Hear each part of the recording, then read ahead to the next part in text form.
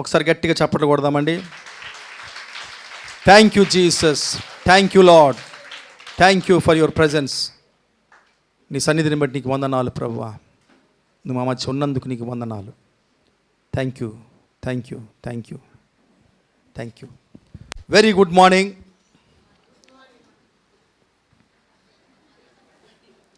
విన్నారా? చెప్పారు కదా? ఓకే, చెప్పారు. Okay okay. Very good morning. Praise the lord. Hallelujah, hallelujah. Okay, ఈరోజు ఎంతమంది అలారంలు పెట్టుకుని లేచారండి? ఈరోజు ఎంతమంది అలారంలు పెట్టి లేచారు? అలారములు అవసరమే లేదంటారా? మా పాలోడు తలుపు కొడితే అదే అలారం, మా పేపర్ బాయ్ పేపర్ వేసిన సౌండ్ వస్తే అదే అలారం. ఇంకెవరు వస్తారు ఉదయం? కూరగాయలు అంటే అదే అలారం, లేపేస్తారు అలారం.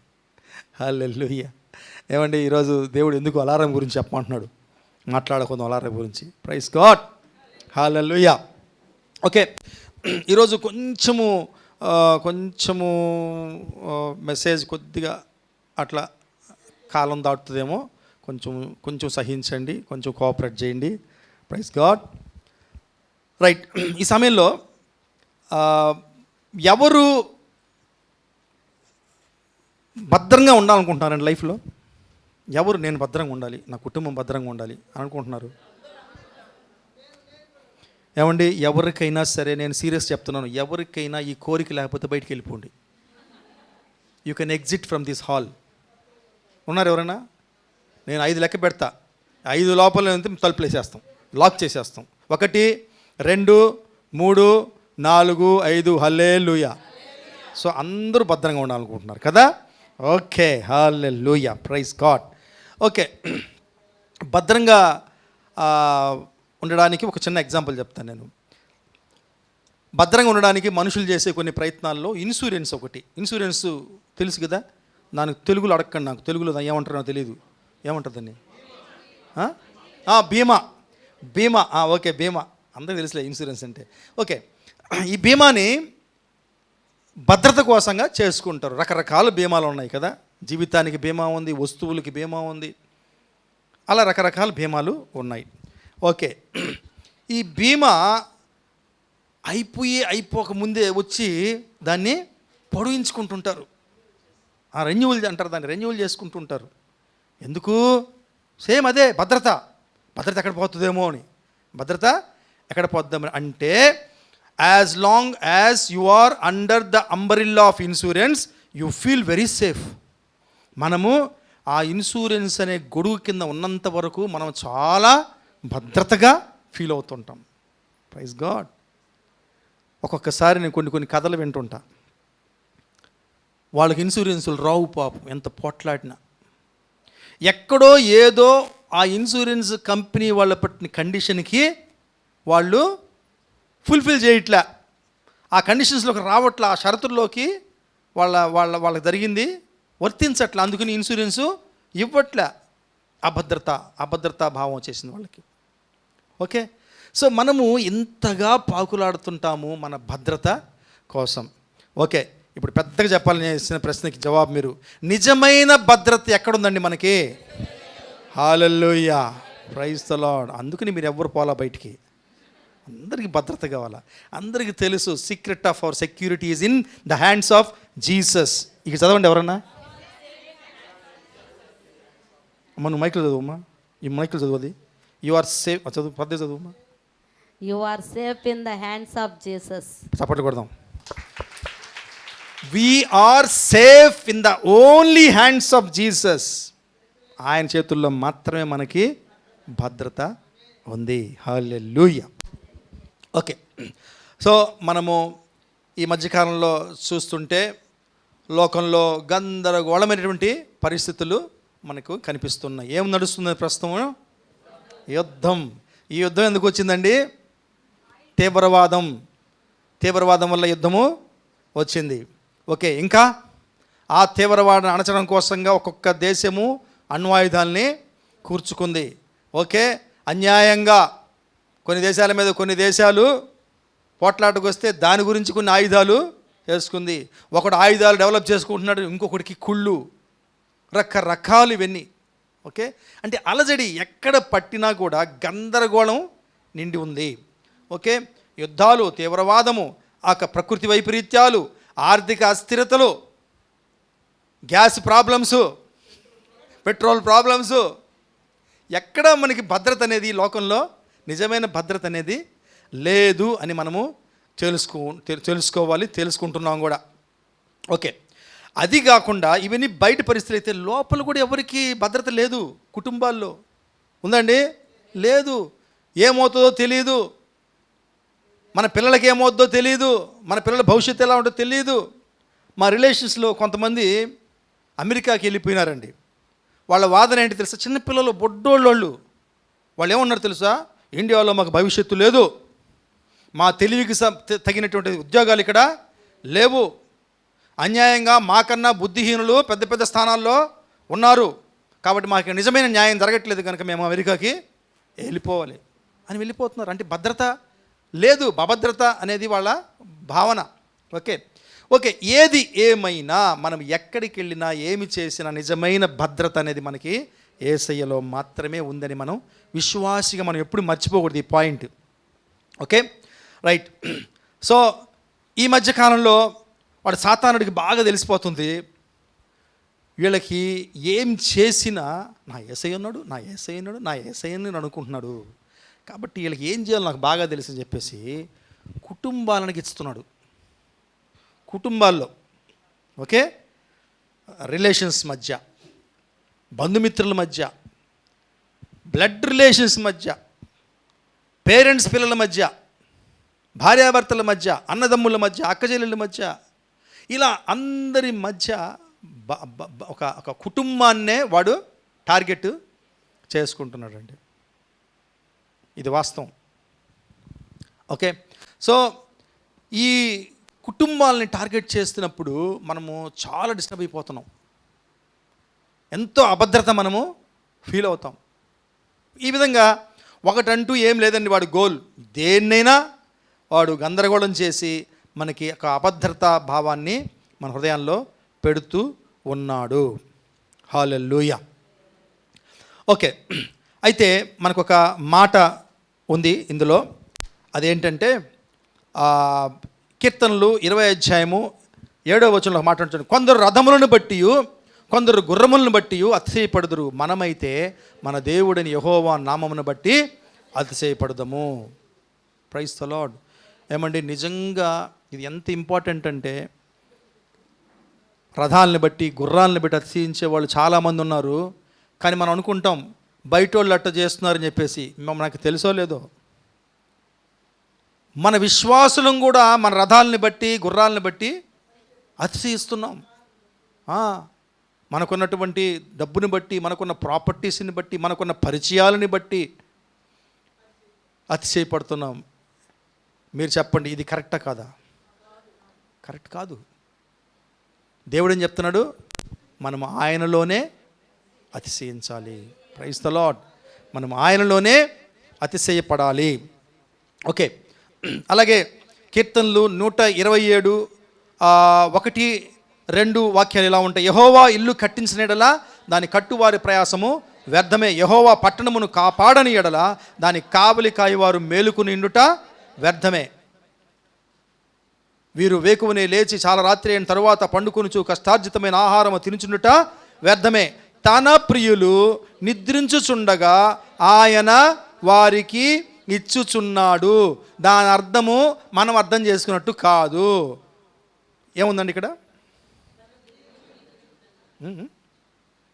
మళ్ళీ చెప్పండి. ఆయన పిల్లలకి ఎట్టిస్తాడంట? సోమరిగా ఆయన పక్క మీద తిరుగుతుంటే ఇస్తాడా? దాని అర్థం ఏంటో తెలుసా?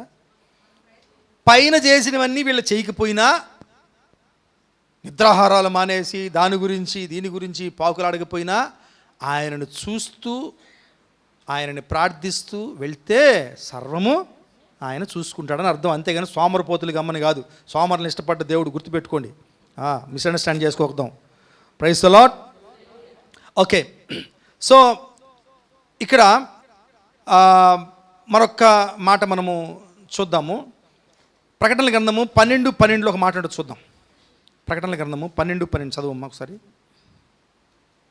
అందుచేత పరలోకమా, పరలోక నివాసులారా ఉత్సహించుడి. భూమి సముద్రమా మీకు శ్రమ. అపవాది తనకు సమయము కొంచెమే అని తెలుసుకొని బహుక్రోధము గలవాడై మీ యొద్దకు దిగివచ్చి ఉన్నాడని చెప్పాను. చాలమ్మా. ఎవరంట క్రోధం కలిగింది? అపవాది. ఏం చేస్తున్నాడంట? దిగొచ్చినాడంట. దిగొచ్చినాడు. వాడికి తెలుసు సమయము చాలా తక్కువ ఉంది. వీలైనంత మందిని దేవుడు ఏం చేస్తున్నాడు తెలుసా? వీలైనంత మందిని రక్షించాలని ప్రయత్నిస్తుంటే వాడేం చేస్తున్నాడు? వీలైనంత మాదిరిని దేవుడి నుంచి దూరం చేయాలని ప్రయత్నిస్తున్నాడు. అందుకనే ఈ అలజడులు ఇవన్నీ కూడా వస్తాయి. అందుకని వి ఆల్ ఫీల్ ఇన్సెక్యూర్డ్. మనం అందరం కూడా అభద్రతని ఫీల్ అవుతుంటాం ఒక్కొక్కసారి. కానీ ఈ అభద్రతా భావం నుంచి బయటికి రావాలి అంటే ఖచ్చితంగా మనము దేవుణ్ణి చూడాలి. Hallelujah, praise the lord. Okay, so ప్రకటనలు 12:12 చదివారా మీరు ఇప్పుడు? ఓకే. ఎనీవే, మన ఆత్మీయ జీవితం మీద, ఇంకా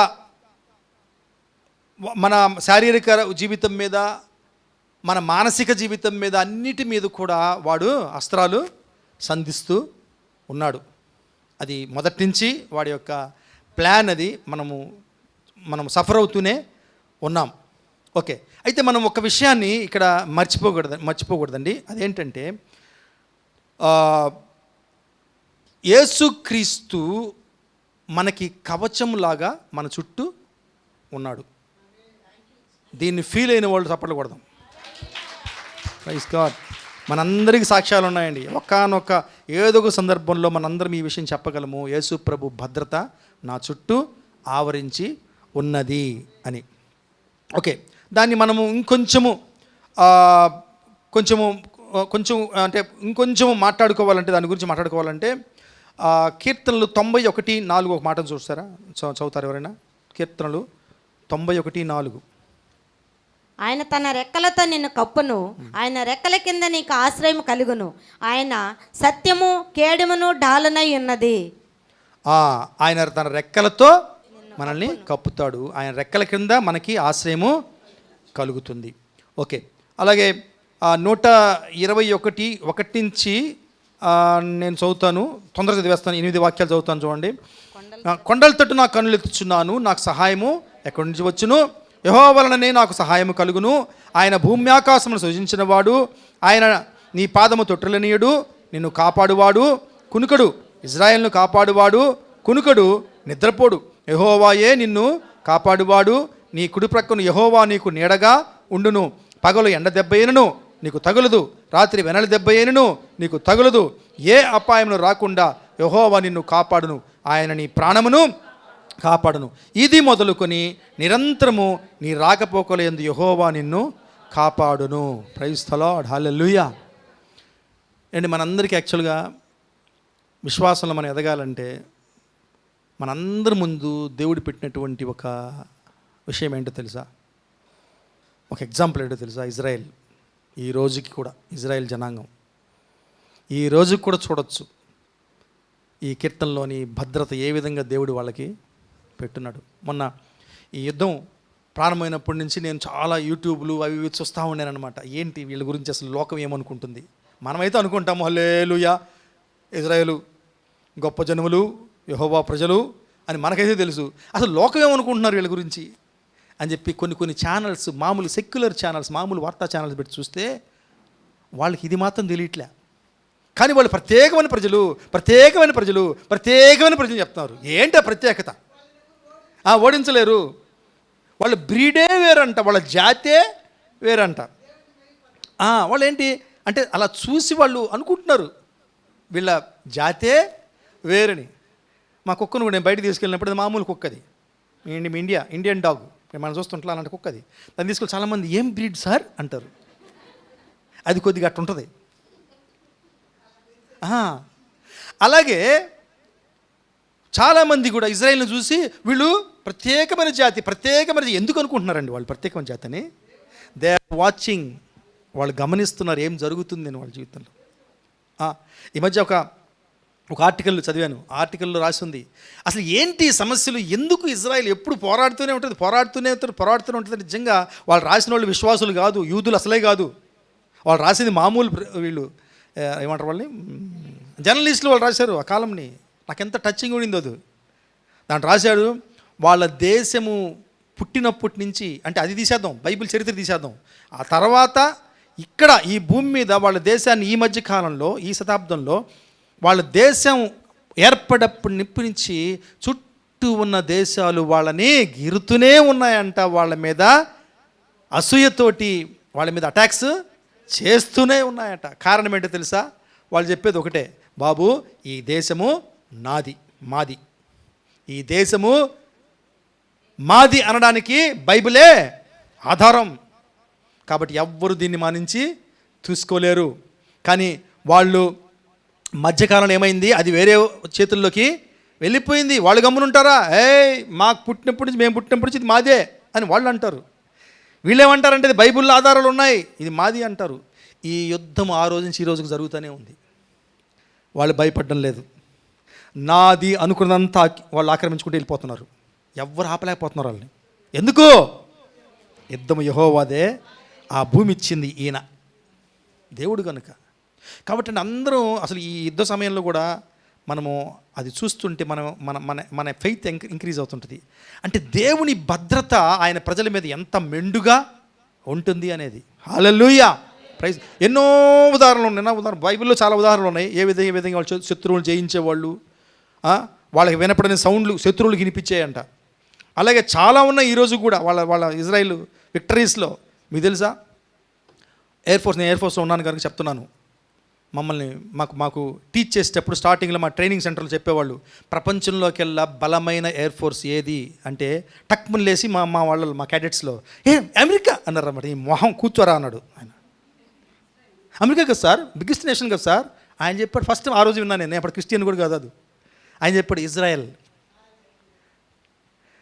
ఎందుకు తెలుసా అని చెప్పి ఆయన క్వశ్చన్ వేసాడు. చాలా పెద్ద కంట్రీ ఇజ్రాయెల్ అండి. నా బోటోడు నాకు మ్యాపే సరిగ్గా తెలియదు. నేను నిజమే అనుకుని అన్నాను అనమాట. అప్పుడు అన్నాడు, మీకు తెలుసా అని చెప్పేసి మ్యాప్తో చూపించాడు ఆయన ఇజ్రాయెల్ ఎంత కంట్రీ అని. బట్ స్టిల్ ఈవెన్ మీకు ఈ రోజుకి కూడా అమెరికన్ ఎయిర్ ఫోర్స్ కన్నా బలమైన air force Israel air force. మా ఎయిర్ ఫోర్స్ వాళ్ళు అక్కడి నుంచి కొన్ని ఎక్విప్మెంట్ కొనుక్కున్నారు. పైలట్స్ అక్కడ ట్రైనింగ్ చేసి వస్తారు ఇజ్రాయెల్లో. మా ఎయిర్ ఫోర్స్ పైలట్స్ వాళ్ళు చెప్తుంటారు, చాలా తెలివిగలలు అంటూ వాళ్ళ పైలట్స్. అంటే కొంతమంది 10 విమానాలతో చేసే దాడిని వాళ్ళు ఒక విమానంతో చేయగలరంట. వాళ్ళ ఎక్విప్మెంట్లో ఉన్న బలం కాదు అది, వాళ్ళ దేవుడు వాళ్ళకి ఇచ్చినటువంటి బలం, మానసిక బలం, వాళ్ళ జ్ఞానం. ఇలా ఎన్నో ఉన్నాయండి. ఓకే, మనం మెల్లగా డిబేట్ అయిపోతున్నాము. డిబేట్ కాకుండా మళ్ళీ లోపలికి వచ్చేద్దాం. Praise God. సో ఈ విధంగా మనం చూసుకుంటూ పోతే ఎన్నో ఉదాహరణలు మనము చూడగలం. సో యేసు ప్రభువు మనకి కంచెగా ఉండాలి. ఆయన కంచెలో మనము ఉండాలి అనేది మనము అర్థం చేసుకోవాలి. ఓకే, మనందరికీ బాగా తెలిసి ఇంకా బాగా అర్థం చేసుకోవాలంటే, పాత నిబంధనలో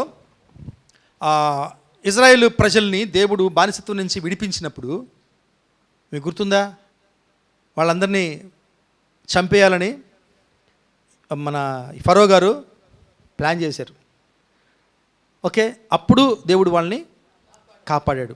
ఫైనల్గా వాళ్ళని విడిపించేటప్పుడు వీళ్ళు విడిపించబడకూడదు, వీళ్ళు ఇంకా బానిసత్వంలో చచ్చిపోవాలి అనే డెసిషన్ తీసుకున్నాడు ఫరో. అప్పుడు వాళ్ళకి ఇంకా దండనలు మొదలైనవి. దేవుడు బాహ్యంగా చూపిస్తున్నాడు, ప్రపంచానికంతా చూపిస్తున్నాడు, ఏ విధంగా తన ప్రజలకి శత్రువైన వారిని ఆయన డీల్ చేస్తాడో చూపిస్తున్నాడు. ఆ సమయంలో మీ అందరికీ గుర్తుంది, వాళ్ళ ప్రతి మొదటి సంతానాన్ని ఆయన చంపేయాలని నిశ్చయించుకున్నాడు. మృత్యు ఆత్మ దిగింది.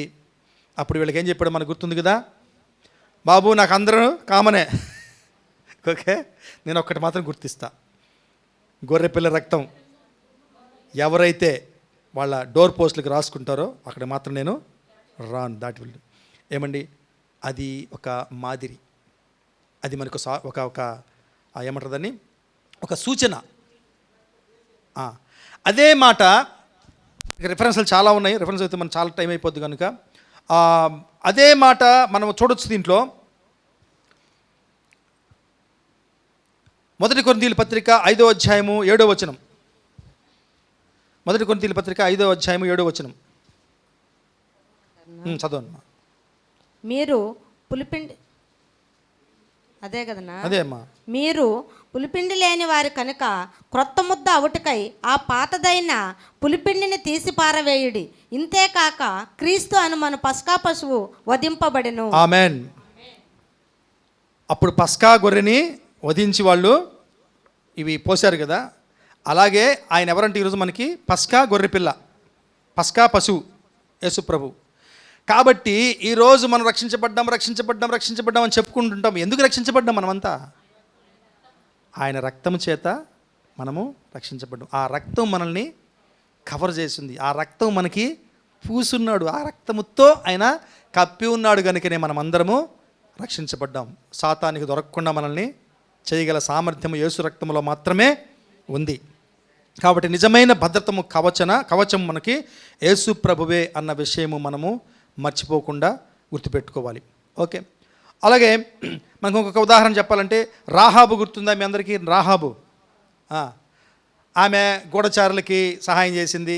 యూదా గూఢచారులకి సహాయం చేసినప్పుడు వాళ్ళకి సహాయం చేసిన కృతజ్ఞతగా ఆమె ఏమడిగిందంటే, అయ్యా మీరు యుద్ధానికి వచ్చినప్పుడు మా బంధువులు వాళ్ళని గుర్తు చేసి, మా ఇంటి వాళ్ళని గుర్తు చేసుకోమని అన్నప్పుడు వాళ్ళు ఏం చెప్పారు? అమ్మో మాకు తెలియదు ఇవన్నీ, మాకు అందరూ ఒకటి గుర్తుపెట్టుకో, నేనేం వస్తానని గ్యారంటీ లేదు, ఇంకెవరైనా వచ్చేస్తారు, మీరు ఒకటి పెట్టుకోండి, మేము చెప్పేస్తాం మా సైనికులందరికీ, ఎర్రదారము ఎవరి ఇంటి మీద ఎలాడుతుందో వాళ్ళని తాకొద్దురో అని ముందు డిక్లేర్ చేసుకుంటాం మేము. ఎవరు వచ్చినా మేము తాకరు. ఏందండి, ఏం దారం అది? ఎర్రదారం. అలాగే అది ఒక సూచన, యేసు ప్రభు మనకిచ్చిన రక్షణ, యేసు ప్రభు రక్తానికి అదొక సూచన. అలాగే ఈరోజు మనము చంకలు గుద్దుకుంటూ చెప్పుకుంటున్నాం, మనం రక్షించబడ్డాం, నేను చాలా భద్రంగా ఉంటాను యేసు ప్రభువుని. కారణం ఏంటండి? యేసు ప్రభువు రక్తము. Hallelujah, praise the lord. Okay, so యేసు ప్రభు దేవుని యొక్క నిజమైనటువంటి భద్రత మన స్థితిని బట్టి ఉంటుందండి. అంటే అలా చెప్పాలంటే మన స్థితి, దానికి ఇంకా కొంచెం విడమరి చెప్పాలంటే ఏమండి, ఎంత జడివానైనా సరే, ఎంత కాస్ట్ పెట్టి నువ్వు గొడుగు కొన్నా సరే, స్ట్రాంగ్ గొడుగు, కొన్ని గొడుగులు ఎట్టుంటాయి తెలుసా? మీరు చూసారా ఎప్పుడన్నా? లేచిపోతాయి పైకి, ఇట్టిట్టిట్ అయిపోతాయి, నీకు పనికి రాకుండా అయిపోతాయి. ఓకే, ఆ జడివానకి, ఆ గాలికి. కానీ నువ్వు ఒక గొడుగు కొనుక్కున్నావు, ఎంత గాలి వచ్చినా, తుఫాన్లు వచ్చినా, సునామీలు వచ్చినా ఆ గొడుగు మాత్రం వంగదు. అటువంటి స్ట్రాంగ్ గొడుగు కొంటావు. అంత స్ట్రాంగ్ గొడుగు, సూపర్ గొడుగు కొనుక్కొని అంత జడివానలో దాన్ని వేసుకోకపోతే ఏమైనా ఉపయోగం ఉందా? అంటే నువ్వు తడవకుండా ఉండాలంటే, నువ్వు వాన నుంచి భద్రపరచబడాలంటే దేని కిందకి రావాలా? గొడుగు కిందకి రావాలా? ఇది మనం గుర్తుపెట్టుకోవాలా. మన భద్రంగా ఉండాలంటే మనము యేసు ప్రభు గొడుగు కిందకి రావాలి. మన కండిషన్ ఎట్టయిపోయిందంటే, నువ్వు రాయు, నేను రాను, నేను కదలను, నువ్వు రా. ఏమండి, మనము వెళ్ళాలి ఆయన గొడుగు కిందకి. మనమే లార్డ్ మౌంట్ బ్యాటన్ కాదు, నువ్వు రా నా గొడుగు పట్టడానికి. ఆయన గొడుగు ఉంటుంది. మనమందరం ఎవరికైతే నిజమైన భద్రత కావాలో మనం ఆ గొడుగు కిందకి రావాలి. ఇది ఒక కండిషన్, మనము మర్చిపోకూడని కండిషన్. Praise the lord. కాబట్టి మన స్థితి, మన సరైన స్థితిలోకి మనము ఉండాలి. గుర్తుపెట్టుకుందాం ఈ విషయం. ఓకే, చూద్దాము. ఇవి చాలా వచనాలు నేను స్కిప్ చేస్తున్నాను, మనకి టైం లేదు కనుక. మనకి స్టోరీస్ తెలిసినవే. ఈ పస్కా గొర్రెపిల్ల రక్తము, దాని గురించి మనకు తెలుసు. అలాగే రాహాబు చరిత్ర గురించి మనకు తెలుసు. ఇవన్నీ మనకు రెఫరెన్స్లు అవసరం లేదు, మనకి స్టోరీ తెలుసు కనుక. రైట్. అలాగే ఒక వచనం చదువుకుందాము. నోవహు ఆయన కుటుంబాన్ని దేవుడు రక్షించాడు. అవునా కదా? దేంట్లోకి వచ్చారు వాళ్ళు? దేంట్లోకి వస్తే రక్షించబడ్డారు వాళ్ళు? ఓడలోకి వస్తేనే. ఓడలోకి ఎవరైతే వస్తారో వారు రక్షించబడతారు. కాబట్టి మనము ఈరోజు నోవా ఓడతో పోల్చబడినటువంటి యేసు ప్రభు యొక్క రక్తము కిందకి వచ్చినప్పుడే నిజమైన మనకి భద్రత. ఇది మర్చిపోకూడదు. నోవా కూడా ఆ రోజు ఈ అందరు పుడింగుల్లాగా ఏం కూడా పుడింగులాగా బిహేవ్ చేసి నేను రాను, దేవుడు నావలో ఉంటే రక్షిస్తాడా, ఆయన అశక్తిమంతుడా, ఎక్కడున్నా రక్షించుకోకూడదు అనుకుంటే పోయి ఉండేవాడు నోవా కూడా. కానీ దేవుడు చెప్పిన గొడుగు కిందకి మనము రావాలి. ఆయన కవచం క్రిందకి మనము రావాలి. ఇది మనము ఎప్పుడు మర్చిపోకూడదు. అలాగే ఒక మాట మనం చూద్దామండి. ఆదికాండము 6వ అధ్యాయము 14వ వచనం.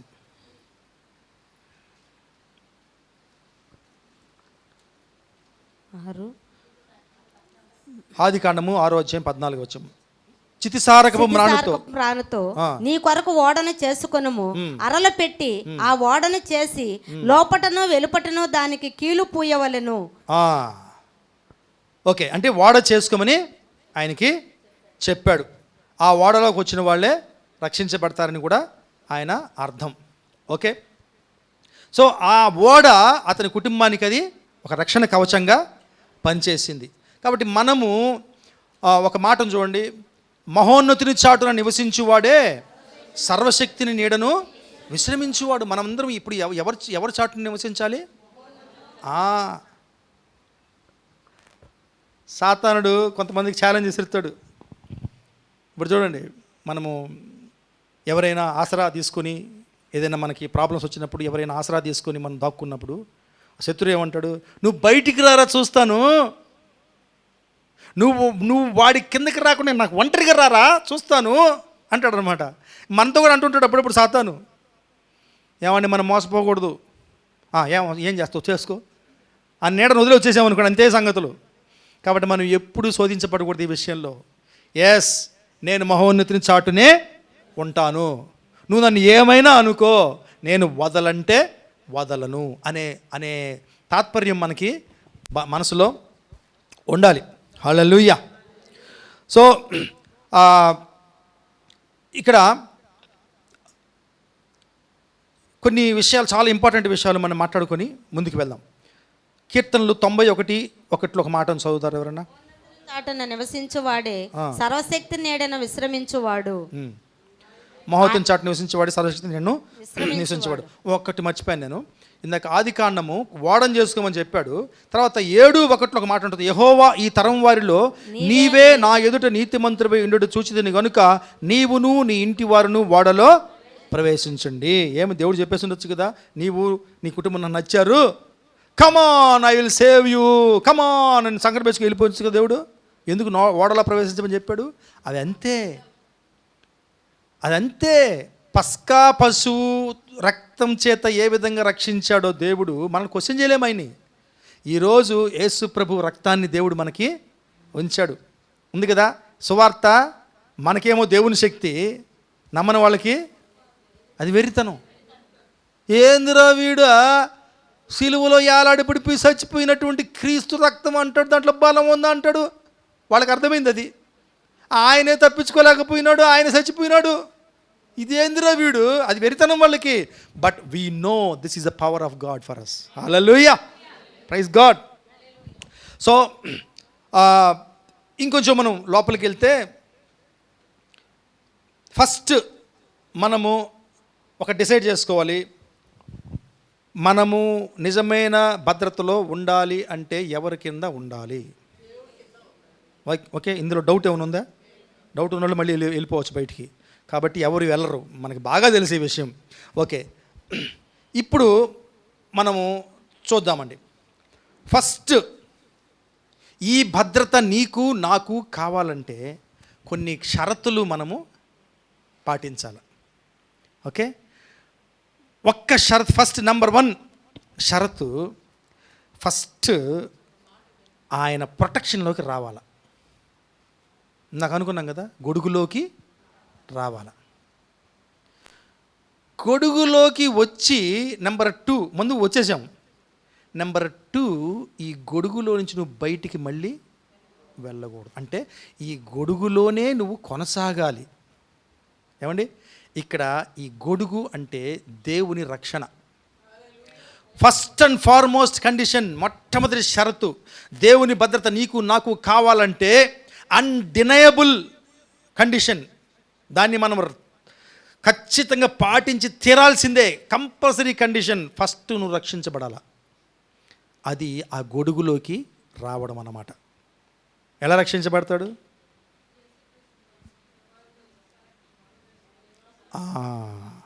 బైబిల్ చెప్తుంది మనందరము పాపులమే,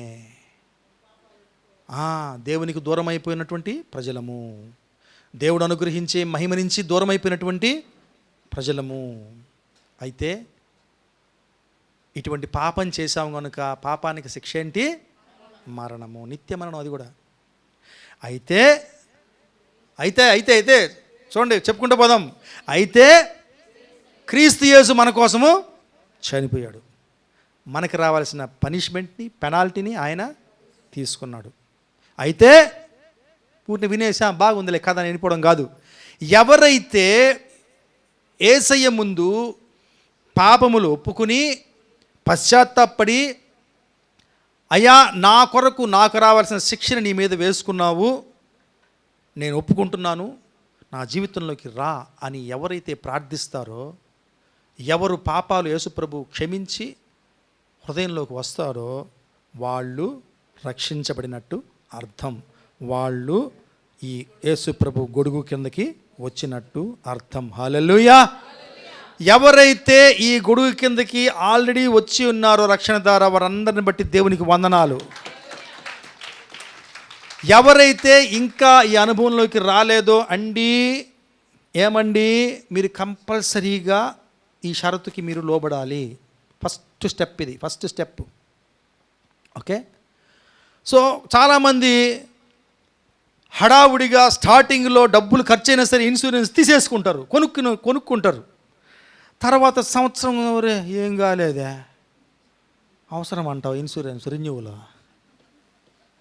సరే ఎట్టో కట్టా రెన్యూ సంవత్సరం, 2వ సంవత్సరం కూడా రెన్యూ చేసుకుంటారు. ఆ 2వ సంవత్సరం కూడా దాని గురించి బెనిఫిట్స్ ఎప్పుడు వస్తాయి? బెనిఫిట్స్ చస్తే వస్తాయి బెనిఫిట్స్. ఇది అర్థం చేసుకోరు చాలామంది. 3వ సంవత్సరం అవసరం అంటావా? కొంతమంది అంటుంటారు, నేను చస్తే నాకు రాదు కదా డబ్బులు. నిజంగా అండి, నేను చూస్తుంటాను కదా, కొంతమంది పాపం కస్టమర్లు అడుగుతుంటారు, అది మనకు లాభం లేదు కదా సార్ అంటారు. నేను అన్నాను ఒకసారి ఒక ఆయనతోటి, అయ్యా నువ్వు దెయ్యం అయ్యావు అనుకో, వాళ్ళు చచ్చిన తర్వాత నేను అట్లే చెప్పాను ఆయనతోటి, ఏమనుకోకుండా చెప్తున్నాను, అర్థం కూడా చెప్తున్నాను, నేనైనా నువ్వైనా రేపు పైకి వెళ్ళిపోయిన తర్వాత దెయ్యం అయి తిరుగుతుంటే వాళ్ళు నిన్ను తిట్టకుండా, ఇదిగో ఇల్లు కట్టాడు, అప్పులు చేసిపోయాడు, నేను కట్టుకోవాలి దానికి, ఇదిగో పిల్లకాయలకు చదువులు మధ్యలో వెళ్ళిపోయినాడు, ఏమి కూడబెట్టే పెట్టలా, చూడు వాడు చదువు అయిపోయింది, మొదలష్టపోడు అంటుంటే నువ్వు దెయ్యంగా వింటుంటే సంతోషంగా ఉంటుందా? కాబట్టి ఇలాంటి ఇన్సూరెన్స్ మనకు కాదయ్యో, మన కుటుంబ సభ్యులకి. అందుకే గవర్నమెంట్ ఇది కంపల్సరీ చేయబోతుంది. కొద్దిగా అమౌంట్ పెట్టి మీరు కంపల్సరీగా ఇన్సూరెన్స్ చేయించుకోవాలని. ఏమండి, అలాగే రక్షణ పొందేటప్పుడు భలే ఉంటుంది మనకి, అబ్బా యేసయ్య ఎంత నా పాపాలన్నీ రక్షించాడు, సాక్ష్యం బ్రహ్మాండంగా చెప్పేస్తాం సాక్ష్యం. దాన్ని రెన్యూ చేసుకోవడం సమస్య, దానిలో కొనసాగడమే సమస్య. ఏమండి, మొట్టమొదటి షరతు ఏంటండి? మనము రక్షణ ద్వారా, రక్షణానుభవం ద్వారా గొడుగులోకి రావాలి. రెండవది, దానిని మనము కొనసాగించుకోవాలి. రెఫరెన్సులు చాలా ఉన్నాయి, నేను ఆల్రెడీ మాటల్లో చెప్పేశాను కనుక మళ్ళీ రెఫరెన్సులు చదవను. హల్లెలూయా. ఈ కొనసాగాలి, ఆయన రక్షణలో మనం కొనసాగాలి అంటే మనము ఆయన పెట్టిన కొన్ని షరతులకి లేదా కొంత వ్యవస్థలో మనం నిలిచి ఉండాలి. అర్థమైందండి? వచ్చేసాము, గొడుగులోకి వచ్చేసాము, అయితే మీకు తెలుసా లేదు, చిన్న గొడుగులు ఇద్దరు పోతుంటారు, ఇద్దరు తడుస్తుంటారు. అది తడిసేవాళ్ళు నాకు మా ఆవిడికి పడుతుంటుంది. ఎప్పుడన్నా మేము పోతూ ఉంటాం కదా, నాకు అలవాటు గొడుగు కరెక్ట్ నా సెంటర్ పెట్టిపోతుంటాం. మా ఆవిడ చేపటికి ఇట్ అంటుందండి, మళ్ళీ ఇట్ అంటుందండి, ఇట్ అంటుంది, ఇట్ అంట. నా కోపం నువ్వే పెట్టుకో అంట. అది కాదండి, ఇద్దరు పెట్టుకుందామండి, ఇద్దరు తడిచిపోం లేకపోతే ఏమండి. సో గొడుగు కింద మనము కంటిన్యూ అవ్వాలి. అప్పుడు ఏం చేస్తామండి, బ్యాలెన్స్ చేసుకుంటూ అంటే టోటల్గా ఏంటి మన అర్థం, మన గొడుగు నుంచి బయటికి రాగలే తడిచిపోతాం. అలాగే రక్షణలోకి వచ్చేసాము, బైబిల్లో ఉంది కదా, భయము చేత వణుకు చేత మీ రక్షణని మీరు కొనసాగించుకోండి, రెన్యూ చేసుకుంటుండండి, దాని నుంచి బయట రావద్దు. కాబట్టి దేవుని భద్రతలో మనం కొనసాగాలి. దేవుని భద్రత మనకి ఇచ్చాడు రక్షణ ద్వారా. అది లేని వారు ప్రార్థించండి, మీకు రక్షణ ఇస్తాడు దేవుడు, మీరు ఆ గొడుగు కింద వస్తారు. అయితే దీనిని కొనసాగించుకోవడం అనేది మనకి సవాలు, దాన్ని మనము కొనసాగించుకోవాలి. Okay right. ఈ భద్రతని కొనసాగించుకోవాలంటే ఆయన చేసినటువంటి కొన్ని వ్యవస్థలు, ఏర్పాట్లలో మనము కొనసాగాలి. వాటిల్లో కొన్ని మాత్రం మాట్లాడుకుందామండి. మనము ఆయన భద్రతలో కొనసాగాలంటే నెంబర్ 1 మనం ప్రార్థనలో ఉండాలి. ఆయనతో కమ్యూనికేషను మనకి ఉండాలి. చదువుదాం ఒక మాట. ఎఫెసీయులకు రాసిన పత్రిక 6వ అధ్యాయము 10వ వాక్యం.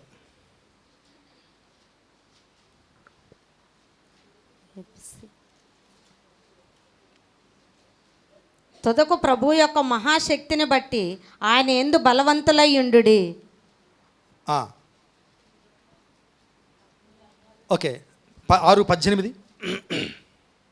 6:18 కూడా చదవమ్మా. ఆత్మ వలన ప్రతి సమయమునందును ప్రతి విధమైన ప్రార్థన విజ్ఞాపనం చేయొచ్చు, ఆ విషయమై సమస్త పరిశుద్ధుల నిమిత్తమును పూర్ణమైన పట్టుదలతో విజ్ఞాపన చేయొచ్చు, మెలకువగా ఉండుడి. అర్థమైందండి. మనం ఏం చేయాలి, ప్రార్థన. ఆ ముందు దేవుని సర్వాంగ కవచం గురించి చెప్పబడి ఉంటుంది.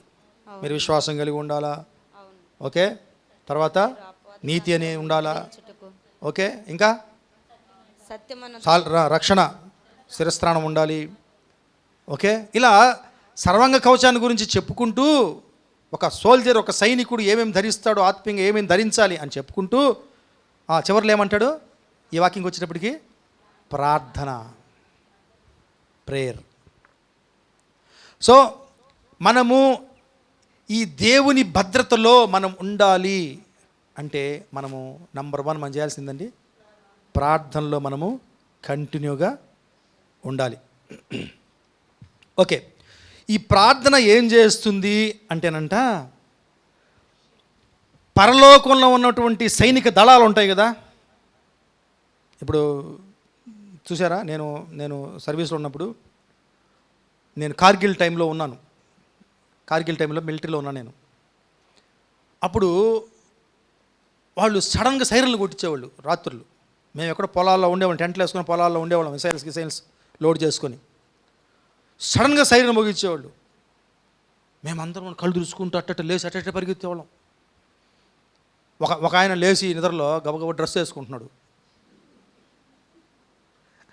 ఆ టెంట్ల దగ్గరికి వచ్చాడు ఒక ఆయన, ఏయ్ డ్రెస్ గీసుద్దురా అట్టరా అన్నాడు. సార్ లుంగి ఉంది సార్, పర్లేదురా అన్నాడు. అట్టే వచ్చేసాం. అందరు నిలబెట్టి, ఏంటి సార్, మేము అనుకున్నాం పాకిస్తాన్ విమానం అని వచ్చేసినాం అనుకున్నాం అనమాట. ఏమీ లేదంట, ప్రాక్టీస్ అంటది, ప్రాక్టీస్ అంట, లేస్తారు లేరు. కాబట్టి అంటే ఎక్కడున్నాం మనం,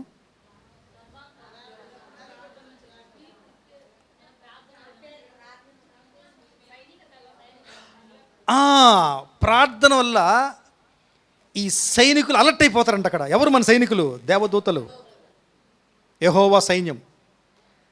ఈ ప్రార్థన వాళ్ళకి సైరన్ పంపిస్తుంట. అంటే ఎగ్జాక్ట్గా ఇట్లా జరుగుతుందని కాదు, ఇది జరిగేది యాక్చువల్గా.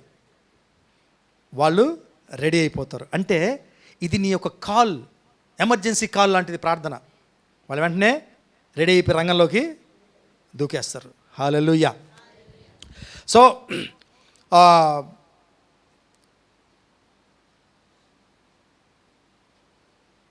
నేను చాలా రెఫరెన్స్లు స్కిప్ చేశాను కదా, అడ్డం వస్తున్నాయి నాకు అవన్నీ. ఓకే, ఈ ఒక్క వాక్యం చదువుదాను. 34వ కీర్తన 6-7.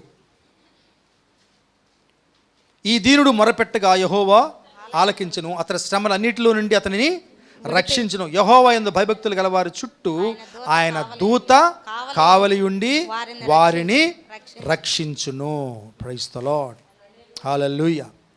సో అర్థమైపోయిందండి. మనం ప్రార్థన ఏం చేస్తంట, ఈ దూతల్ని అలర్ట్ చేసేస్తాయి, యాక్టివేట్ చేస్తాయి. దూతలు మన చుట్టూ కాపలాగా వచ్చేస్తారు. అందుకనే మనము ప్రార్థన చెయ్యాలి. ఏం ప్రార్థన లేకపోతే, ప్రార్థన చేయకపోతే దేవుడికి తెలియదా మనల్ని భద్రపరచాలని?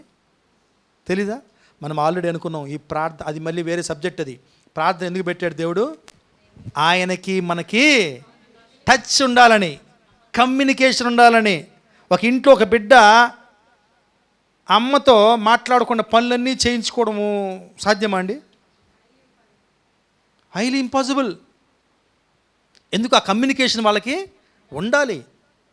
ఉంటేనే బిడ్డ యొక్క ఇది తల్లికి అర్థమవుతుంది, తల్లి వాళ్ళకి సప్లై చేయగలుగుతుంది. అలాగే ఆ రిలేషన్షిప్ దేవుడు మన నుంచి అందుకనే ప్రార్థన అనేది పెట్టాడు మాధ్యమం. ఆయనతో మాట్లాడాలి మనం. ఎప్పుడు మాట్లాడతామో అప్పుడు ఆ దూతల యొక్క భద్రతని దేవుడు యాక్టివేట్ చేస్తాడు. ఓకే, సో ఇంకా ఇంకొక మాటను చూడండి. యోబు గ్రంథము 1వ అధ్యాయము 5వ వాక్యము 9వ నేను చదువుతాను. వారి విందు దినములు పూర్తి కాగా యోబు తన కుమారులు పాపం చేసి తమ హృదయంలో దేవుని దూషించరేమో అని వారిని పిలువనంపించి వారిని పవిత్రపరిచి అరుణోదయమును లేచి వారిలో ఒక్కొక్కరి నిమిత్తమై దహన బలిని అర్పించుచూ వచ్చెను. యోబు నిత్యము అలాగూ చేయుచుండెను. 9వ వాక్యంలో ఉంటుంది. అని అడుగగా అపవాది, యోబు ఊరకనే దేవుని యందు భయభక్తులు కలవాడాయనా? నీవు అతనికి అతని ఇంటికి వారికి అతని కలిగిన సమస్తమునకును చుట్టూ కంచె వేసితివి కదా.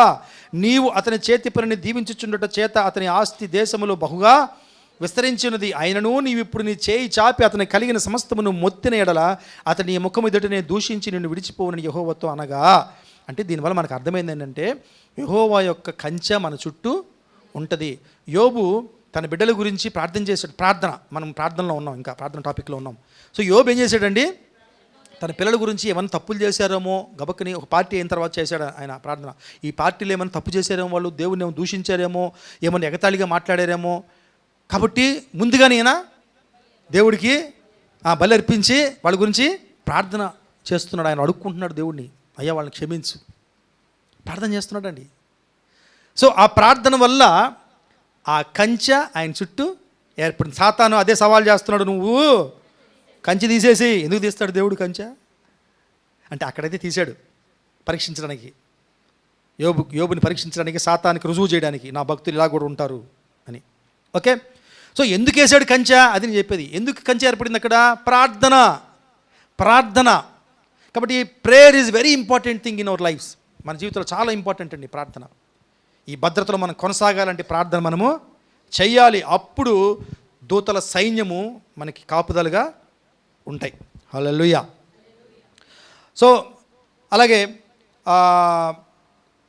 ఇంకొంచెం ముందుకు వెళ్తే మనము ప్రేయర్ ఒకటి మనం మాట్లాడుకున్నాము. రెండవది దైవికమైనటువంటి సంబంధాలు మనం కలిగి ఉండాలి. ఇంతకు మన అంశం మర్చిపోయారా? గుర్తుందా? ఏం అంశము? దేవుని భద్రతలో కొనసాగడం. ఒకటి, మనకు రక్షణ ఉండాలి. రక్షణ అయిన తర్వాత ఈ భద్రతలో మనము కొనసాగాలి. దేవుని భద్రత కొనసాగాలంటే ప్రార్థన ఉండాలి. 2, దైవికమైనటువంటి సంబంధాలు మన చుట్టూ ఉండాలి. రిలేషన్షిప్స్ మనకి ఉండాలి. ఏం రిలేషన్షిప్స్ ఉంటాయండి మనిషికి? ఎలాంటి బంధాలు ఉంటాయి మనకి మనుషులకి? అమ్మ, నాన్న, పిల్లలు, ఇంకా అత్త, మామ, చెల్లెళ్ళు, అన్నలు, అక్కలు, తమ్ముళ్ళు, బామ్మర్ది, మరదలు, వదిన, ఇంకంతే, మెసేజ్ అంతా అదే అయిపోతుంది, వద్దులేండి. ఓకే, ఇలాంటి బంధాలు మనకి ఉంటాయి. వీటన్నిటిని మనము కుటుంబ బంధాలను పెట్టుకుందాం పేరు. ఓకే, కుటుంబ బంధాలు. ఇంకా ఏం బంధం ఉంటుంది మనకి? ఇదేంటి ఈ బంధం? దీని ఇంపార్టెన్స్ ఎప్పుడు మర్చిపోకూడదు మనం. చాలా బలమైంది. సైన్యం ఆటన దిగిపోవాలంటే ఇది చాలా గట్టి బంధం. చాలామంది చెప్తుంటారు విజ్ఞాపన ప్రార్థన, విజ్ఞాపన ప్రార్థన, విజ్ఞాపన. అవును, విజ్ఞాపన ప్రార్థనలో ఏ తమ్ముడు ఏ అక్క ప్రార్థిస్తున్నారమ్మా మీ గురించి? విజ్ఞాపన ప్రార్థనలో రక్త సంబంధికులు ఉన్నారా ప్రార్థించేవాళ్ళు? మనమందరం వేసే రక్తం చేత బంధువు లేని వాళ్ళం. చూడండి, ఆ విజ్ఞాపనలు ఒక్కొక్క స్తూపాన్ని కదిలిస్తూ ఒక్కొక్క కొండని పగలగొడుతూ ఉంటే మనం సంతోషిస్తున్నాం ఈరోజు. అందుకే మన భద్రతలో, యేసయ్య భద్రతలో కొనసాగాలి అంటే మన రిలేషన్షిప్స్ చాలా స్ట్రాంగ్ ఉండాలి. ఒకటి ఫ్యామిలీ రిలేషన్షిప్స్, రెండవది సంఘము యొక్క రిలేషన్షిప్స్ చాలా భద్రంగా ఉండాలి. ఓకే, ఇక్కడ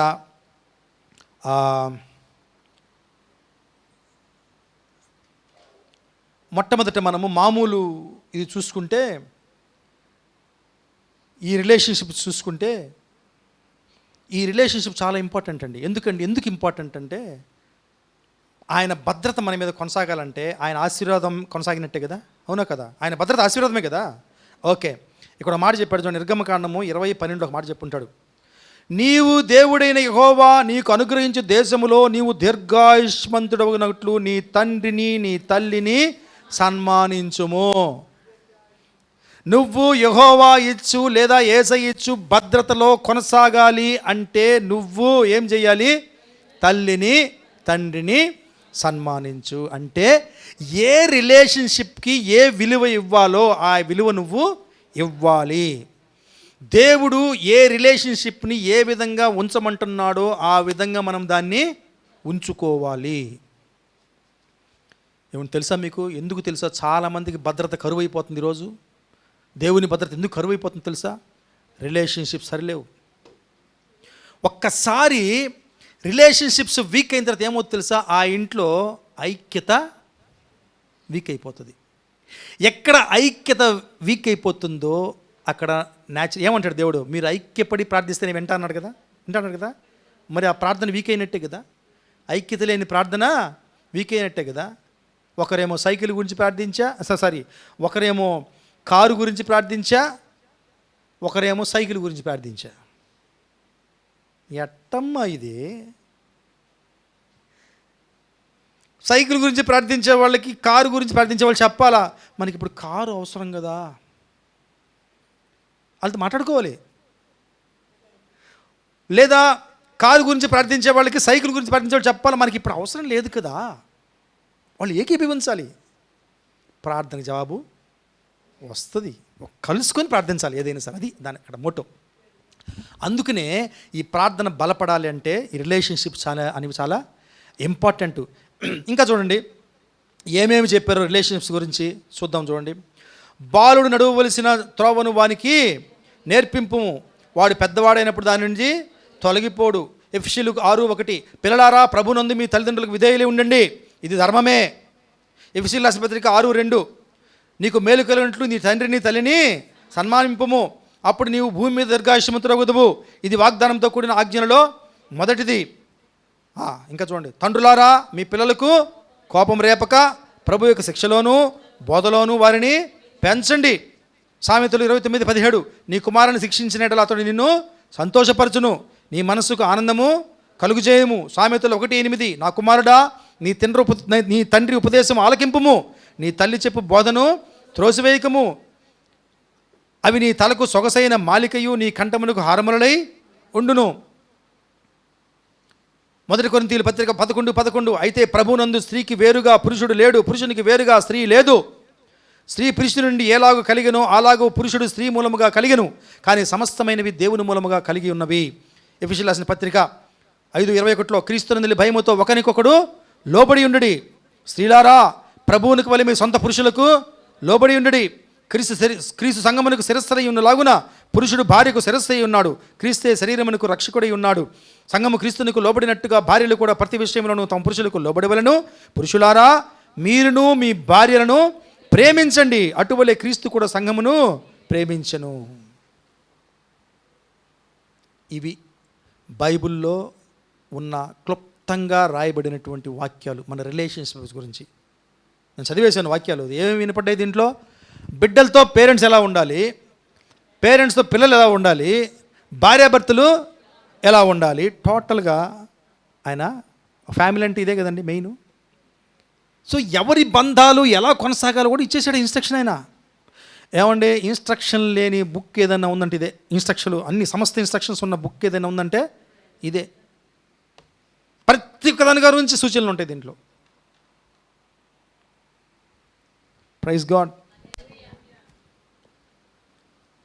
సో ఈ దైవికమైనటువంటి ఈ రిలేషన్షిప్స్, ఈ బంధాల్ని మనము కాపాడుకుంటూ వెళ్ళాలి. ఓకే, మరి ఒక మాట చదివేసి కొంచెం ముందుకు వెళ్దాము.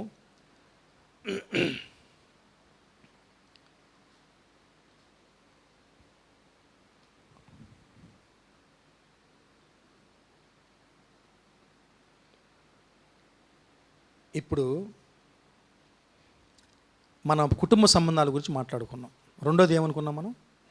సంఘపరమైనటువంటి సంబంధాలు. ఒక మాటను చూద్దాం అక్కడ. హెబ్రీయుల పత్రిక 10వ అధ్యాయము 24-25 చదవమంటారు. చదవమ్మా. కొందరు మానుకొనుచున్నట్టుగా సమాజముగా కూడుట మానక ఒకరినొకడు హెచ్చరించుచు ఆ దినము సమీపించుట మీరు చూచిన కొలది మరీ ఎక్కువగా అలాగూ చేయొచ్చు. ప్రేమ చూపుటకును సత్కార్యములు చేయుటకును ఒకరినొకడు పురికొల్పవలనని ఆలోచింతుము.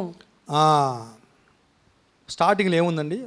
కొందరు మానుకొనుచున్నట్టుగా.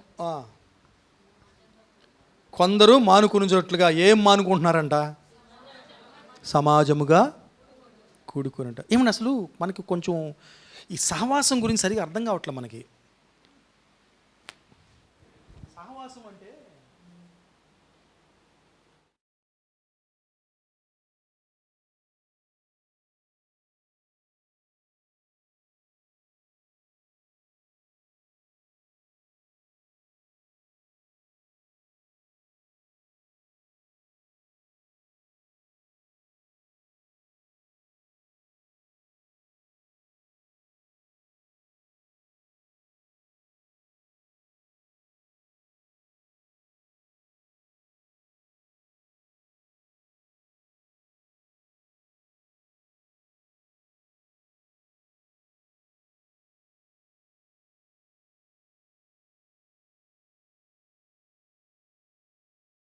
ఇది సహవాసం. ఇది సహవాసం అండి. ఈ విలువ తెలియకుండా మనము సహవాసం దూరం అయిపోతున్నాం. అదే రాసినాడు కదా, కొంతమంది చేస్తున్నట్టుగా దూరం అయిపోతున్నారు సహవాసానికి. ఈరోజు మన అంశం ఏంటండి? భద్రత. ఈ భద్రతలో మనం కొనసాగడానికి మన సంఘపరమైనటువంటి రిలేషన్షిప్ కూడా చాలా చాలా చాలా ముఖ్యమైనది. మనల్ని కడుతుంది, మనల్ని బలపరుస్తుంది. సో ఏది చేసినా మనం ఎందుకు చేస్తున్నాము? సంఘం నిజంగా I appreciate hour sisters fellowship. మన సహోదరుల మధ్య సాగుతున్నటువంటి ఆ స్త్రీలకు కూడా కానీ ఎక్సలెంట్ అంటే నిజంగా అసలు ఎంత అండర్స్టాండింగ్ ఉంది తెలుసు వాళ్ళ మధ్య. ఇటు తిరిగి చెప్పాలి, నేను మన వాళ్ళకి చెప్పుకోవాలా. ఎంత అండర్స్టాండింగ్ తెలుసు వాళ్ళ మధ్య. బ్యూటిఫుల్. కారణం ఏంటి? సహవాసం. ఏంటా సహవాసం? నేను గమనించాను కొన్ని.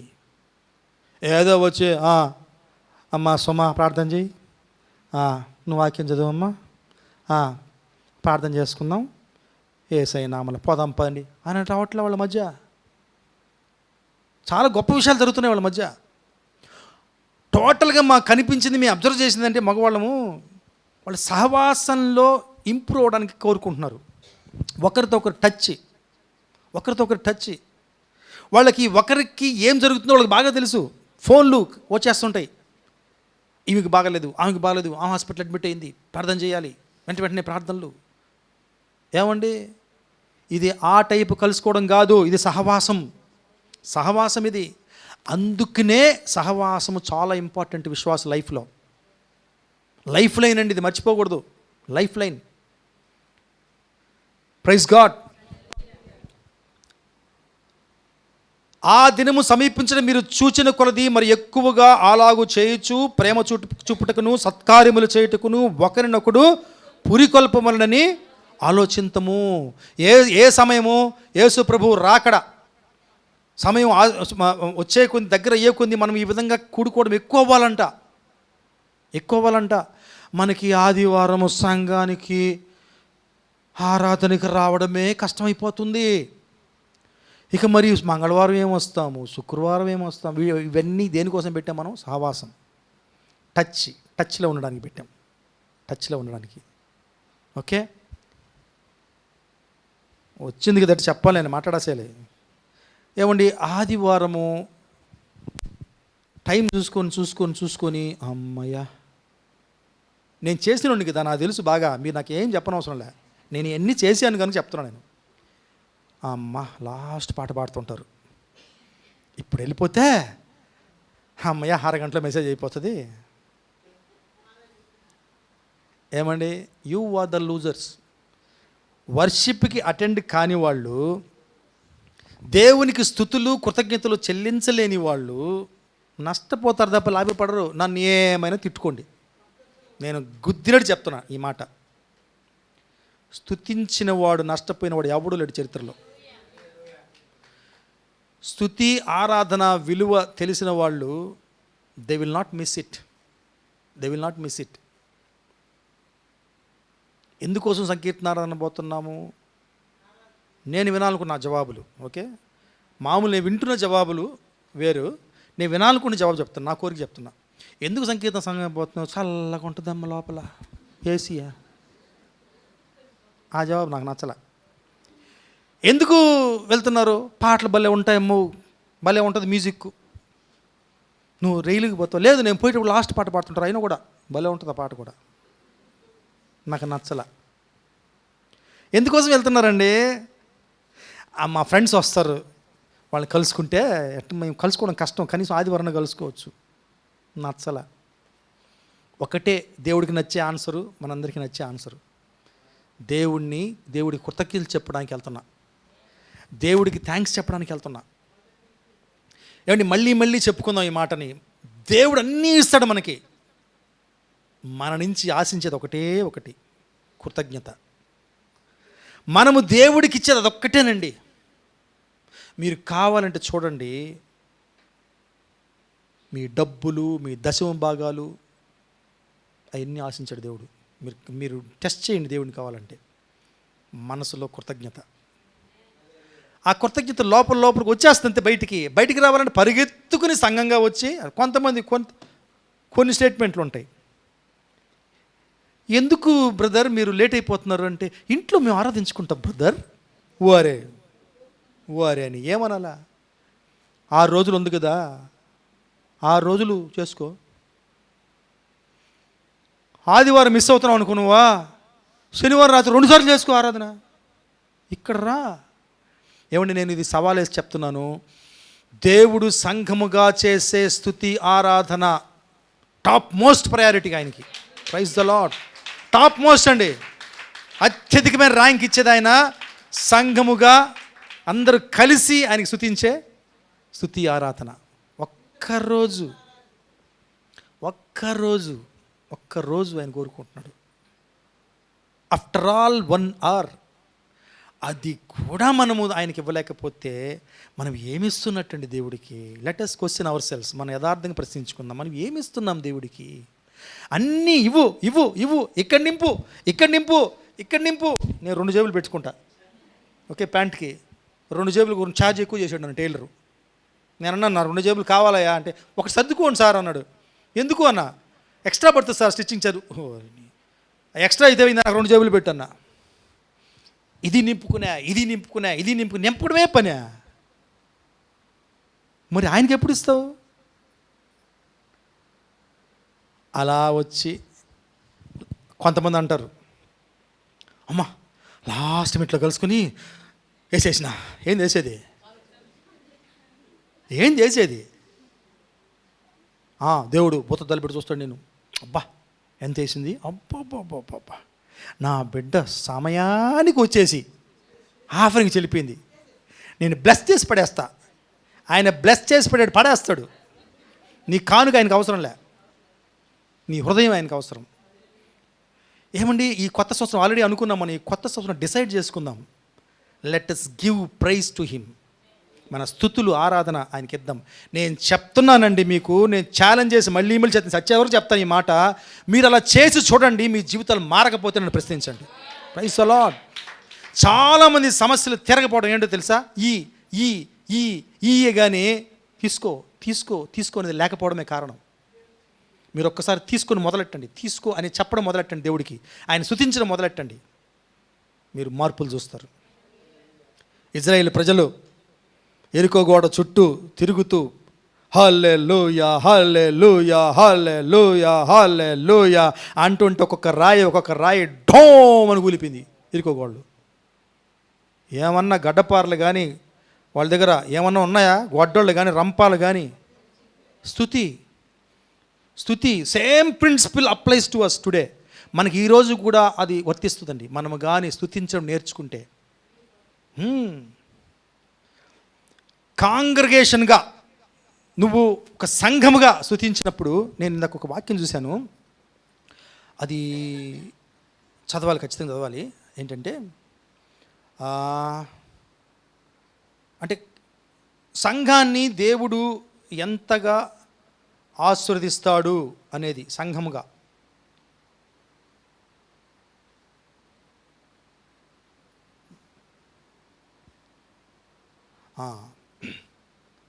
యెషయా గ్రంథము 4వ అధ్యాయము 5వ వచనం చదవండి. ఇది నేను మిస్ అయ్యాను, మిస్ కాకూడదు, దేవుడు గుర్తు చేస్తున్నాడు మళ్ళీ. యెషయా గ్రంథము 4వ అధ్యాయము 5వ వచనం. సియోను కొండలోని ప్రతి నివాస స్థలము మీదను దాని ఉత్సవ సంగముల మీదను పగలు మేఘదోమములను రాత్రి అగ్నిజ్వాల ప్రకాశమును యెహోవా కలుగు చేయును. మహిమ అంతటి మీద వితానముండును. పగలు ఎండకు నీడగాను, గాలివానకు ఆశ్రయముగాను, చాటుగాను మళ్ళీ 4:5 వెనక రండి అమ్మా. సియోను కొండలోని చదువుతాను చూడండి. సియోను కొండలోని ప్రతి నివాస స్థలము మీదను దాని ఉత్సవ సంఘముల మీదను పగలు మేఘధూపములను రాత్రి అగ్నిజ్వాల ప్రకాశమును యెహోవా కలుగజేయును. ఏమండి, ప్రతి నివాసం మీద ఉందా ఆయన ఆశీర్వాదం? ప్రతి నివాస స్థలం మీద ఉందా ఆయన ఆత్మ? అలాగే ఇక్కడేముంది? సంఘముల మీద. ఏమండి, సంఘముల మీద కూడా ఆయన ఆత్మ ఉంటాడు. ఎందుకు? సంఘంలో ఉన్నది ఆయన బిడ్డలు కనుక. ప్రత్యేకమైనటువంటి ప్రజెన్స్ ఆ సంఘంలో ఉంటుందండి. ఎందుకు ఈరోజు విజ్ఞాపన ప్రార్థన మనం తెగబోగేస్తున్నామంటే, వ్యక్తిగతంగా ప్రార్థించట్లేదా? ప్రార్థించుకుంటున్నారు. మరి ఎందుకు ఇక్కడ చేయబడిన ప్రార్థనలకి దేవుడు జవాబిస్తున్నాడు? కారణం అదే. సహవాసం విలువ మనకి తెలియాలి. మనం విశ్వాసం ఒకరి మీద ఒకరు ఆధారపడుతూ బ్రతకాలి. ఏమండి, Christian life is useless without fellowship. క్రైస్తవ జీవితము, సహవాసం లేని క్రైస్తవ జీవితము పనికి మాలింది. అంటే ఏమంటుంది? వ్యర్థమైంది. క్రిస్టియన్ అంటే we must live with somebody else. ఒకరితో మనం సహవాసంతో కలిసి జీవించేదే క్రైస్తవ జీవితం. ఒంటరి పోరాటం కానే కాదు ఇది. ఎవరికైనా అటువంటి మిస్కాన్సెప్షన్స్ అంటే ఈరోజు తీసేసుకుందాం. క్రైస్తవ జీవితం అంటే సహవాసంతో నడిచేది, తోటి విశ్వాసాలతో కలిసి ప్రయాణించే ప్రయాణమే. ప్రైజ్ ద లార్డ్, హల్లెలూయా. ఎవరన్నా మీ పక్కన కొంచెం డల్గా ఉంటే లేపండి. హల్లెలూయా. ఎంత అరిచరి చెప్తున్నా కూడా, అయ్యా నువ్వన్న సౌండ్ పెంచు, తట్టుకోలేకపోతున్నా నేను.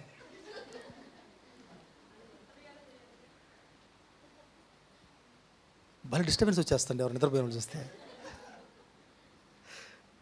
ఓకే, సో ఈ సంఘము గురించి, సంఘం మీద దేవుని ఆత్మ గురించి చెప్పబడినటువంటి విషయాలు మనము చూసామండి.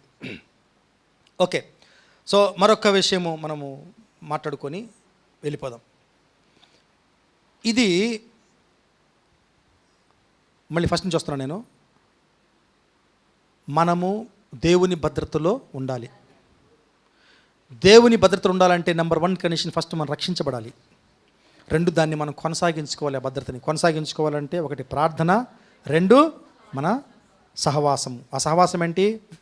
సంఘ సహవాసము, కుటుంబ సహవాసం. ఈ 2 చాలా ఇంపార్టెంట్. ఈ భద్రతలో మనము కొనసాగాలంటే ఒకరికొకరు ప్రార్థించుకోవాలి కదండి. అసలు నువ్వు నేను సరిగా లేకపోతే ఏం ప్రార్థిస్తావు నువ్వు? కొంతమందిలో బద్ధ శత్రువులు కలుసుకుంటారు. నేను చూసి అలాంటి వాళ్ళందరినీ బద్ధ శత్రువులు గురించి కలుసుకొని ప్రార్థించుకుంటారు. ఒకరికొకరు తెలిసిపోతుంటుంది వాళ్ళ ప్రార్థనలో. అయ్యా నీ బిడ్డ బలహీనరాలు నాయనా, నా గురించి కాదు ఆ బిడ్డ గురించి ప్రార్థిస్తుంటాను నేను. నీ బిడ్డ బలహీనరాలు ప్రభువా, అందరూ చేసినట్టు నీ బిడ్డ కూడా చిన్న చిన్న బలహీనతలు తప్పులు చేస్తుంటుంది ప్రభువా, అయినా క్షమించే దేవుడు ప్రభువా, హల్లెలూయా. తెలిసిపోతుంటుంది. ఇంకా ఆమెను అడిగామనుకో, ఆమె కూడా మొదలెడుతుంది అయ్యా అంటే. ప్రార్థనలు బదులు అన్నమాట ఒకరికొకరు. ఏం ప్రార్థించుకుంటామండి మనము ఒకరితో ఒక సఖ్యత లేకపోతే? అందుకే దేవుడు అంటాడు మీ రిలేషన్ సరిగా ఉండాలి. సంఘ సహవాసం బాగుండాలి, కుటుంబ సహవాసము బాగుండాలి. నేను చాలాసార్లు చెప్పాను, ఒక కుటుంబంలో ఎవరికి ఏమవుతుందో వాళ్ళకే తెలియదు. ఒక్కోసారి ఆ అబ్బాయి ఎటపోయాడమ్మా, ఒరే సతీషా, వాడు ఉంటే కదా లోపల, పాస్టర్ వచ్చాడు రా రా, వాడు ఆయన వస్తాడు, పాస్టర్ గారు నమస్తే అండి, సతీష్ గురించి వాడు అరుస్తావు నువ్వు, ఎప్పుడు పోయినాడు బయట కూడా, అయ్యగారు సినిమాలో పోయి ఉంటాడు ఫ్రెండ్స్ వేసుకొని, ఎక్కడికి వెళ్ళాడు తెలియదు తల్లికి. ఇటువంటి దుర్భరమైన పరిస్థితులు దయచేసి మన విశ్వాసాలలో ఉండకుండా చూసుకుందాం. చాలా ఘోరమైన పరిస్థితులు ఇవి. ఏమవుతుందో తెలియదు, ఎక్కడికి వెళ్తున్నారో తెలియదు, ఏం జరుగుతుందో తెలియదు. ఒకసారి నేను ఒక హస్బెండ్ గురించి అడిగా ఇంట్లో భార్యని, సిస్టర్ బ్రదర్ ఎక్కడా అని. బ్రదర్ ఎక్కడికి వెళ్ళారు బ్రదర్, ఎక్కడికి వెళ్ళారు, నాకు రమ్మని ఇంటికి రమ్మని చెప్పారే, చెప్పలేదు బ్రదర్ వెళ్ళిపోయారు. నా బలి కోపం వచ్చింది. వెయిట్ చేసి బజార్లో పోయి వెయిట్ చేసి కాసుకో ఉన్న రోడ్లు చూస్తూ ఉమ్మును పోతున్నాడు బైక్లో. పెద్దగా పిలిచా, బ్రదర్ ఆగండి అని.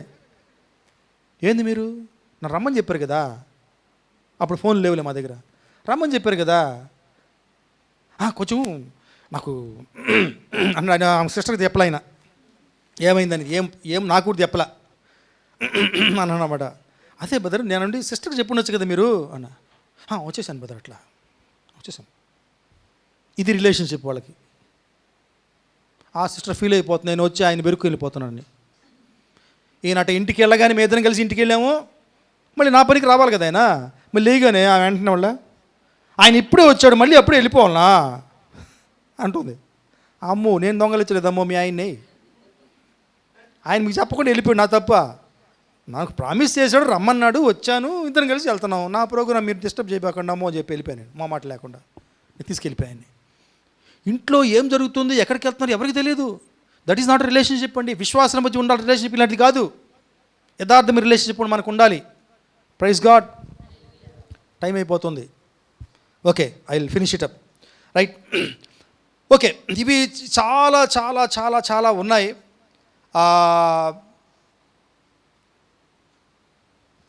ఫైనల్గా ఒక చిన్న విషయానికి వద్దాం మనం.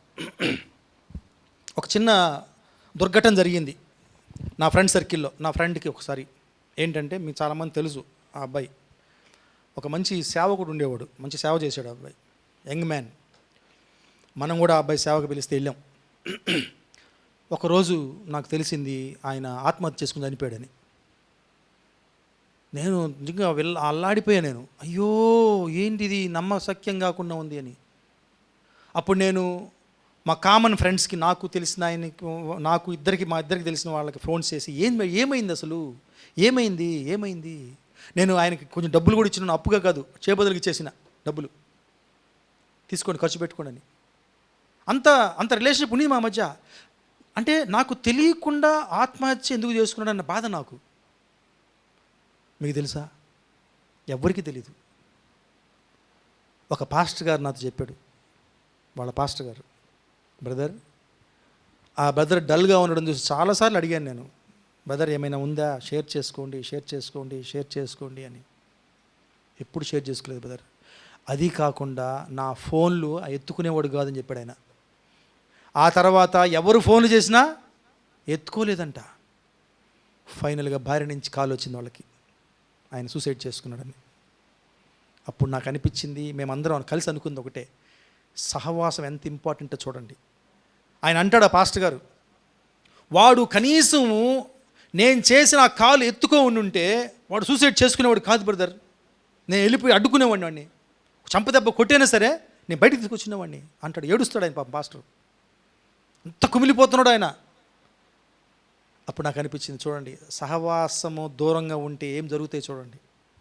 అందుకే అండి ఈ సహవాసము చాలా ఇంపార్టెంట్ ఒక భద్రతకి. ఆ అబ్బాయి భద్రత ఎలా విచ్ఛిన్నమైపోయింది? సహవాసంకు దూరంగా ఉన్నాడు అబ్బాయి. స్విచ్ ఆఫ్ చేసేసాడు, అన్ని ఫోన్లను బ్లాక్ చేసేసాడు, ఎవరు ఆయన ఫోన్ చేయకుండా. సో అది ఒక బ్యాడ్ ఎగ్జాంపుల్ నేను చూశాను లైఫ్లో.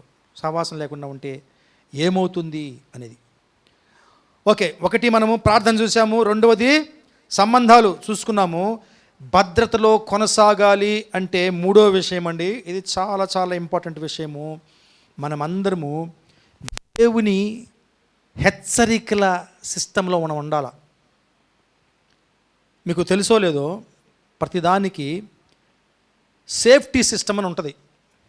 ఫర్ ఎగ్జాంపుల్, కారులో పోతున్నప్పుడు కారులో ఇంజిన్ హీట్ ఎక్కకుండా ఒక మీటర్ ఉంటుంది, టెంపరేచర్ చూపిస్తుంటుంది. ఇంజిన్ హీట్ ఎక్కినప్పుడు రెడ్ లైట్ వస్తుంది దాంట్లో. అప్పుడు మనం ఏం చేయాలా? ఆపేయాలి. ఆపేయి వాటరు ఏమైనా చూసుకోవాలి, కూలెంట్ ఉందా లేదా అని చూసుకొని, చెక్ చేసుకొని, ఎక్కడ లీకేజ్ ఉందా వాటరు అని చూసుకొని పోసుకొని తెచ్చుకోవాలి. Praise the lord, hallelujah. కొంచెం వాటర్ తాగితే కొంచెం మత్తు దిగుతుంది మీకు. Okay, praise the lord. Okay,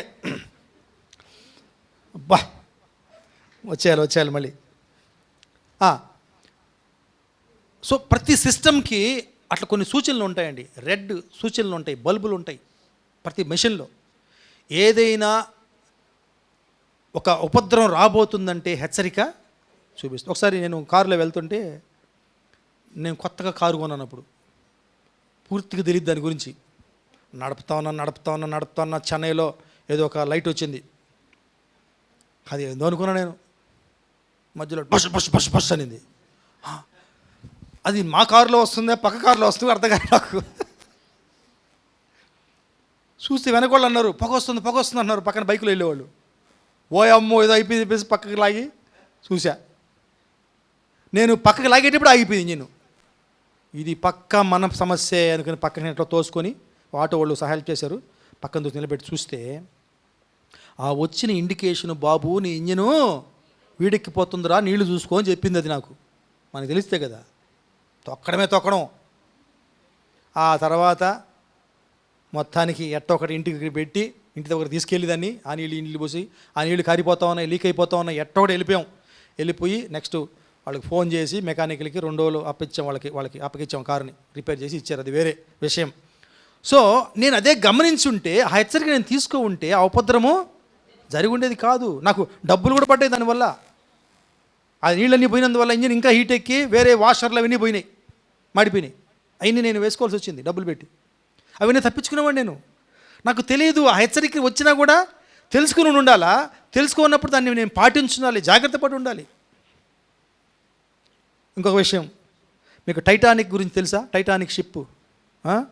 Titanic అన్నం సినిమా ఉందని అనబాకండి, టైటానిక్ షిప్పే ఉండింది. ఆ షిప్ని గురించి సినిమా తీశారు. ఓకే, మనకి ఈ నాలెడ్జ్లో ఎక్కువ ఉంటాయి దానికన్నా. ఈరోజు నేను కొన్ని విషయాలు మాట్లాడుతూ వచ్చా దర్శనం వాళ్ళతోటి. ఇది అట్టంట కదా టైటానిక్ అని చెప్పేసి. టైటానిక్లో అది సినిమాలో కూడా చూపించారు నాన్న అన్నాడు. ఆ సీన్ ఏంటి? ఆ సీన్ అంటే జరిగిందంట యాక్చువల్గా. ఆ కెప్టెన్ ఉంటాడు కదా, తోలే ఆయన. అది మీకు తెలుసు, ఎంతమంది తెలియని వాళ్ళు చెప్తున్నాను. టైటానిక్ షిప్ అనేది బ్రాండ్ న్యూ షిప్, కొత్త షిప్ అది తయారు చేశారు. ఆ రోజుల్లో లేటెస్ట్ టెక్నాలజీ తోటి పెద్ద షిప్, అన్ని విషయాల్లో అన్నిట్లో నెంబర్ 1 అది చేసి మొట్టమొదటి ప్రయాణాన్ని చేస్తున్నారు దాంట్లో మొట్టమొదటి ప్రయాణానికి అబ్బాయి ఇంక చూసుకోండి, ప్రపంచవ్యాప్తంగా పెద్ద షిప్ అది. ఓ జనాలు దాన్ని పొగిడి ఆ టెక్నాలజీ ఉంది దాంట్లో, దీంట్లో ఈ టెక్నాలజీ ఉందా మనం చెప్పుకుంటాం కదా. నా ఫోన్లో ఇది ఉంది అది ఉంది, ఎన్ని ఉన్నాయి నీకు తెలిస్తే కదా వాడడం. ఓకే, ఎన్ని ఉంటే ఏం లాభం. సో ఆ షిప్ బయలుదేరినప్పుడు దానికి అది ఆ షిప్ ఎలా యాక్సిడెంట్ అయిందో చెప్తాను మీకు. కింద సముద్రపు అడుగున మంచు పర్వతాలు ఉంటాయి, మనకు తెలియదు మంచు పర్వతాలు ఉంటాయి. ఈ మంచు పర్వతాలు కొన ఉంటాయి కదా, ఆ కొన తగిలింది దానికి. కొన తగిలి అస్తవ్యస్తం అయిపోయింది అంతా. ఆ వాటిని పసిగట్టడానికి మెషిన్ ఉంటుంది షిప్పుల్లో, మిషనరీ ఉంటుంది, సెన్సర్స్ ఉంటాయి. అవి పసిగట్టేసి సిగ్నల్ ఇస్తాయి, ఇదో ఐస్బర్గ్ వస్తుంది, ఆ కొన వస్తుంది, జాగ్రత్తగా మార్గం తిప్పుకొని. ఆ మెషిన్ చూపించిందంట ఆయనకి, అది కెప్టెన్కి. అది కాకుండా పక్కన షిప్పులో ఉంటారు కదా, వాళ్ళ దగ్గర నుంచి కూడా సిగ్నల్స్ వస్తుంటాయి. విమానాలు కూడా అంతే, ఒక విమానం నుంచి ఒక విమానం కమ్యూనికేషన్ ఉంటుంది. ఎందుకంటే అక్కడ ఎవరు ఉండరు కదా, ట్రాఫిక్ పోలీసు వాళ్ళు ఎవరు ఉండరు, లైట్లు ఉండవు వేయడానికి. వాళ్ళే పాస్ చేసుకుంటారు, బాబు ఇక్కడ ప్రాబ్లం ఉంది, ఇలాంటి మేఘం ఉంది, ఈ మేఘంలోకి వెళ్ళొద్దు, కొంచెం డైవర్ట్ చేసుకోండి అనేది చెప్పుకుంటారు. అలాగే ఒక కెప్టెన్కి చెప్పుకుంటారంట షిప్పుల్లో కూడా. ఆ వేరే కెప్టెన్స్ కూడా ఈ కెప్టెన్కి ఫోన్ చేసేసే చెప్పారంట, మొబైల్ ఫోన్లు కాదు, వాళ్ళ వేరే సిగ్నల్స్ ఉంటాయి, చెప్పారంట ఇక్కడ ఐస్బర్గ్ ఉంది, దీని ఈ రూట్ను వెళ్ళొద్దు, మేము తిరిగి వచ్చేస్తున్నాము, మీరు కూడా తిరిగి వేరే డైరెక్షన్కి వెళ్ళండి అంటే ఈయన వేసిన జోక్ అంట ఈ కెప్టెన్. మీదంతా చిన్న షిప్పులు, మాది పెద్ద షిప్ కదా, దాన్ని అధిగమించే టెక్నాలజీ మా షిప్లో ఉంది, అందుకే కదా నెంబర్ 1 షిప్ ఇది, డోంట్ వరీ అన్నాడంట. ఆ ఐస్బర్గే కుప్పగూల్చింది షిప్ని. దగ్గర 1500 మంది చనిపోయారు. 2000 మంది ప్రయాణికులు ఉంటే 1500 మంది దాంట్లో చనిపోయారు. ఏమండి, ఎందుకు చెప్తున్నాను ఈ స్టోరీ అంటే, హెచ్చరిక ఆమెకి ఇవ్వబడింది. షిప్పు హెచ్చరించింది, వేరే క్యాప్టెన్స్ ఈయనకి హెచ్చరికలు పంపారు, కానీ దాన్ని ఆయన బేఖాతరు చేశాడు, దాన్ని పరిగణలోకి తీసుకోలేదు, అజాగ్రత్త పడ్డాడు ఆయన, కేర్ చేయలే వాటిని. చివరికి అంత భయంకరమైనటువంటి ప్రమాదం సంభవించింది. ఏమండి, మనం భద్రతలో కొనసాగాలి అంటే దేవుడి హెచ్చరికల్ని జాగ్రత్తగా మనము గమనించాలి. చూడండి, ఈరోజు నాకు ఒక వీడియో చూపిస్తాము ఒకసారి. ఒక వీడియో చూడండి. మనము అలారం పెట్టుకుంటాం కదా లేవడానికి, అందుకని ఫస్ట్ మీకు క్వశ్చన్ వేసా, అలారం ఎంతమందికి. ఈ అలారము మనం ఏ విధంగా చేస్తాం అలారాన్ని అనేది ఈ వీడియో చూడండి, జాగ్రత్తగా చూడండి. మీకు మీరే గుర్తొస్తారు, నాకు నేనే గుర్తొస్తా చూసి.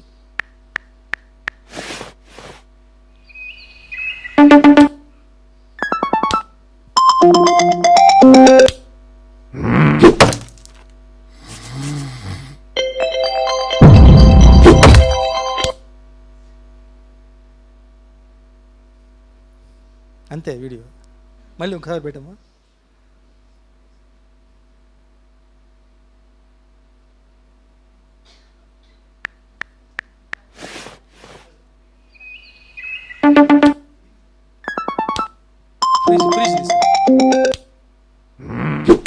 అమ్మ నువ్వు పెట్టేటప్పుడు అయిపోతుంది, నువ్వు ఒకసారి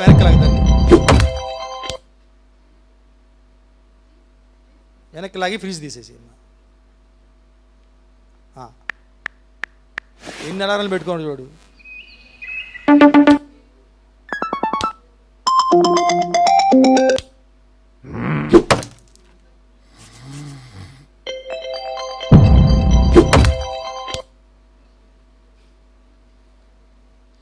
అట్టుంటాయి మన హెచ్చరికలు.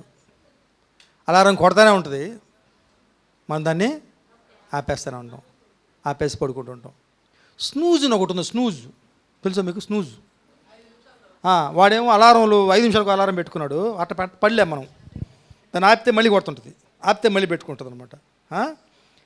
చివరికి ఎట్టయిపోద్దంటే మనకి, మా ఆవిడో మా ఆయనో దాన్ని ఆపేసి అటు ఇచ్చిరేస్తాడు దాన్ని. ఒక్కొక్కసారి ఏమవుద్దంటే అలవాటు అయిపోయి మనం దానికి ఆపి అలవాటు అయిపోద్ది. అదే ఈరోజు నేను చేసింది అదే. 4 గంటలకు అలారం పెట్టుకొని దాన్ని అటు కొట్టి పడుకున్నా. మా ఆవిడ అలారం కొట్టింది, ఎంత చూసి 5 గంటలు. నేను గబగబా వెళ్ళిపోయి చేసుకుంటే నాకు టైం సరిపోవట్లే, మా ఆవిడ తను అనమాట. ఈరోజు 1 గంట నేను బతికిచ్చింది దాన్ని చూడు, సరిపోవట్లేదు నాకు టైం అంట. అప్పుడు మహిమని అడిగా, ఒక వీడియో తీసేయమ్మ ఒకసారి చూపిద్దాం ఈరోజు దాని గురించి మెసేజ్ అని. చూడండి ఏ విధంగా మనము అలారంని ఆపుకుంటూ పోతే అలా అలవాటైపోద్ది మనకి. దర్శన్ ఒక ప్రశ్న వేసా, నా స్నూజు ఎంతవరకు వస్తుంది అట్లా అంటే ఆపుతా ఉంటే కొడుతుంటుంది కదా, 5 నిమిషాలకు వస్తారు. దర్శన్ చెప్పాడు ఫర్ ఎవర్ అంట. ఫర్ ఎవర్ కదా, వస్తూనే ఉంటుంది. ఇంకేం బలవాళ్ళు ఇదే, నీ పనులన్నీ అయిపోతాయి. 7 అంటే 5 గంటలు వేయాల్సినవి దాన్ని ఆపుకుంటా ఉంటే సాయంత్రం 5 గంటల వరకు కొడతానే ఉంటుంది. అది ఏమైనా ఉపయోగం ఉందా? 5 గంటలు చేయాల్సిన పని చేయగలిగావా? హెచ్చరిక ఎప్పుడు వస్తే అప్పుడు తీసుకోవాలి మనం దాన్ని ఒత్తేస్తూ ఉంటే వేస్ట్. దేవుడు హెచ్చరిస్తాడు మనల్ని భద్రపరచడానికి కోసం మనల్ని హెచ్చరిస్తూనే ఉంటాడు. అది మనము గుర్తు చేసుకోవాలి. అయితే ఒక మాట చూసి మనం ముగించేద్దాం. ఇర్మియా గ్రంథము 25వ అధ్యాయము 4 నుంచి 11 తొందరగా చదువుదామమ్మా. ఇర్మియా గ్రంథము, మీ చేతి పనుల వలన నాకు కోపం పుట్టించకుండానట్లును, నేను మీకు ఏ బాధయు కలుగుజేయకుండానట్లును అన్య దేవతలను అనుసరించుటయు వాటిని పూజించుటయు వాటికి నమస్కారం చేయటయు మాని మీరందరూ మీ చెడ్డ మార్గమును మీ దుష్టక్రియల్ని విడిచిపెట్టి తిరిగిన ఎడల యెహోవా మీకును మీ పితరులకును నిత్య నివాసముగా దయచేసిన దేశములో మీరు నివసింతురని చెప్పుటకై యెహోవా పెందలకడ లేచి ప్రవక్తలైన తన సేవకులందరినీ మీ యొద్దకు పంపుచూ వచ్చినను మీరు వినకపోతిరి. వినుటకు మీరు చెవి యొగ్గకుంటిరి. అయితే మీకు బాధ కలుగుటకై మీ చేతుల పనుల వలన నా కోపం పుట్టించి మీరు నా మాట ఆలకింపకపోతురని యెహోవా సెలవిచ్చుచున్నాడు. సైన్యములకు అధిపతికి యెహోవా ఇలాగూ సెలవిచ్చుచున్నాడు, మీరు నా మాటలను ఆలకింపకపోతిరి కనుక నేను ఉత్తర దేశంలోనున్న సర్వజనములను నా సేవకుడైన నెబుకద్నెజరును బబులోను రాజును సిలువ నంపించుచున్నాను. ఈ దేశం మీదకిని దీని నివాసుల మీదకిని చుట్టూనున్న ఈ జనులందరినీ మీదకిని వారిని రప్పించుచున్నాను. ఈ జనులను శాపగ్రస్తులుగాను విస్తరాస్పదముగాను అపహాస్యాస్పదముగాను ఎన్నటికీ పాడుగాను ఉండజేసేదను. సంతోషనాదమును ఉల్లాస శబ్దమును పెళ్లి కుమారుని స్వరమును పెళ్లి కుమార్తె స్వరమును తిరుగట్టి రాళ్ళధ్వనిని దీపకాంతిని వారిలో ఉండకుండా చేసేదను. ఈ దేశమంతయు పాడుగాను నిర్జనముగాను ఉండును. ఈ జనులు 70 సంవత్సరములు బబులోను రాజునకు దాసులుగా ఉందురు. ఎక్కడ మొదలైందండి ఇది? చివరి చదివాం మనం, బబులోను శత్రువుకి దాసులైపోతారు. ఎక్కడ మొదలైంది ఇది ఈ వాక్యము? ఆయన చెప్పిన హెచ్చరికలు పాటించకపోతే ఇది పరిణామం. సో ఆయన హెచ్చరికలు మనము కంపల్సరీగా అలర్ట్గా ఉంటూ వాటిని మనము తీసుకోవాలి. అలాగే అలారమును ఆపేసినట్టుగా ఆపుకుంటా పోతే ఆయన హెచ్చరికల్ని చివరికి తుఫానో సునామీనో మన జీవితంలోకి వస్తాయి. ఇది మనము జాగ్రత్తగా ఉండాలి. ఓకే, సో ఈ ఒక్కొక్కసారి మనకి ఆ హెచ్చరికలు ఎలా వస్తాయంటే ఇవి బాగా గుర్తుపెట్టుకోండి. మన అంతరాత్మ మనస్సాక్షి నుంచి వస్తాయి హెచ్చరికలు. ఇది జాగ్రత్తగా ఉండాలి. మనకు తెలిసిపోతుంది. ఒక పనికి వెళ్తున్నప్పుడు, ఒక పని చేయబోతున్నప్పుడు మనకి బాగా తెలిసిపోద్దండి. బాగా తెలియలేదంటే ఒకసారి మనం నటిస్తాం, అంతే. మనం తెలియనట్టు నటిస్తాం, దేవుడి ముందు నటిస్తాం మనం. ఎందుకంటే మనకు ఆ పని కావాలా. అది 600 అయినా ఆ పని చేసి పడేయాలి మనం. కాబట్టి ఏదో అర్థం కానట్టుగా మనకు ఏదో నేను అమాయకుడైనట్టుగా ఎవరి ముందు నటిస్తాం మనం? నువ్వు మనుషుల ముందు నటించవచ్చు, దేవుడి ముందు నటించలేవు. నువ్వు నిజంగా అమాయకత్వమో కాదు దేవుడికి తెలుసు బాగా. కాబట్టి మన అంతరాత్మ మనకి ప్రబోధిస్తుంది, ఒక్కోసారి హెచ్చరికలు జారీ చేస్తుంది. ఇదిగో నువ్వు ఈ పని చేయొద్దు, ఈ పని చెయ్యి అని. అవి మనము పసిగట్టాలి. అలాగే ఒక్కొక్కసారి ఆటంకాలు కలిగిస్తాడు, దేవుడే కలిగిస్తాడు ఆటంకాలు. మనం ఏమనుకుంటాం తెలుసా? సాతాను కలిగించాడు ఆటంకాలు, మనకి సాతాను కలిగించాడు. సాతాను కాదు, దేవుడే ఆటంకాలు కలిగిస్తాడు. ఒక్కోసారి నిన్ను ఆ చెడు మార్గంలో పోనీయకుండా తన దారిలోకి తెచ్చుకోవడానికి ఒక్కొక్కసారి ఆ తలుపు మూసేస్తాడు. ఈ తలుపు గుండా వెళ్తే దారుణాలు జరుగుతాయి, దేవుడికి తెలిసేది. అందుకేం చేస్తాడు ఆయన? ఆ తలుపుని మూసేస్తాడు. నువ్వేమనుకుంటావు? యేసు నామంలో తెరు అంటుంటావు. అక్కడ నిలబడి తెరవుడు దేవుడు. నువ్వు సాతాను అనుకుంటుంటావు. కానీ కాదు, దేవుడు దైవికమైనటువంటి అనుమతులతో కొన్ని చేస్తాడు. కాబట్టి అంతరాత్మ మరియు దేవుని వాక్యం ఒకటి ఉంది మనకి, దేవుని వాక్యం. ఇందులో కూడా అనేక హెచ్చరికలు రాయబడ్డాయి. ఈ హెచ్చరికలు మనము జాగ్రత్తగా గమనించుకుంటూ ఉండాలి. అలాగే దైవిక ఆటంకాలు తెలుసుకున్నాం. అలాగే కొన్ని ఆలస్యాలు, డిలే జరుగుతుంటుంది. మనం చెప్పుకుంటాం సాక్ష్యాలు, ఎన్నో సంవత్సరాలుగా నేను ప్రార్థన చేస్తున్నాను, కన్నీళ్ళు పెట్టి అడుగుతున్నాను దేవుణ్ణి, కానీ ఆయన జవాబు ఇవ్వట్లేదు. కాబట్టి సంగమా, కాబట్టి విజ్ఞాపన ప్రార్థన బృందమా, నా గురించి ప్రార్థన చేయండి. అరే, ఆ డిలే దేవుడిదే. దేవుడు చేస్తున్న డిలే నీకు, నీ మంచి కోసమే, నీ మంచి కోసమే. ఇంకొంచెం శ్రేష్టమైనది చూపించడానికి, ఇంకొంచెం శ్రేష్టమైన మార్గంలో నువ్వు వెళ్ళడానికి డిలే డిలే డిలే. నీకేమో సాతానే సాతానే అనుకుంటుంటావు. కాబట్టి అటువంటి ఆటంకాలు, ఆలస్యాల ద్వారా కూడా దేవుడు కొన్ని హెచ్చరికలు మనకి జారీ చేస్తాడు. కలలు, దర్శనాలు. అలాగే మనకు ఒక మాట ఉంది కదా, అది ఇందాక చదవలేదు, సామెతలు 11:14 ఉంటుంది, ఎక్కడైతే సలహాదారులు ఎక్కువ ఉంటారో అక్కడ భద్రత ఉంటుందంట. చదవండి ఒకసారి మనం 11:14. ఆలోచన చెప్పేవారు ఉన్న చోట నాయకులు లేని జనులు చెడిపోవుదురు, ఆలోచనకర్తను అనేకులుండుట రక్షణకరము. ఎందుకు మనం సహవాసం అనుకున్నాం ఇందాక? ఎందుకు ఫ్యామిలీలో ఐక్యత ఉండాలనుకుంటున్నాం? వాడు ఎట్టబోతే నాకెందుకులే, వాడు మాట వింటాడా ఉండడా అనే పరిస్థితి వేరు, మంచి బంధం కలిగి సలహాలు చెప్పే పరిస్థితి వేరు. కాబట్టి సలహాలు చెప్పడంలో రక్షణ ఉందా లేదా, భద్రత ఉందా లేదా? ఎక్కడ ఆలోచనకర్తలు ఎక్కువ ఉంటారో అక్కడ సేఫ్టీ ఉంటుంది, సేఫ్టీ ఉంటుంది. అందుకు మనము ఆ బంధాన్ని, ఆ రిలేషన్షిప్ని మనము కొనసాగించుకోవాలి. కాబట్టి దైవజనుల ఆలోచనలు మనకి చాలా ఇంపార్టెంట్. దైవజనులు అంటే మాట్లాడితే పాస్టర్ అనుకోకండి. ఏ విశ్వాసి ఆత్మీయంగా ఉంటాడో దైవజనుడే, దైవజనురాలే.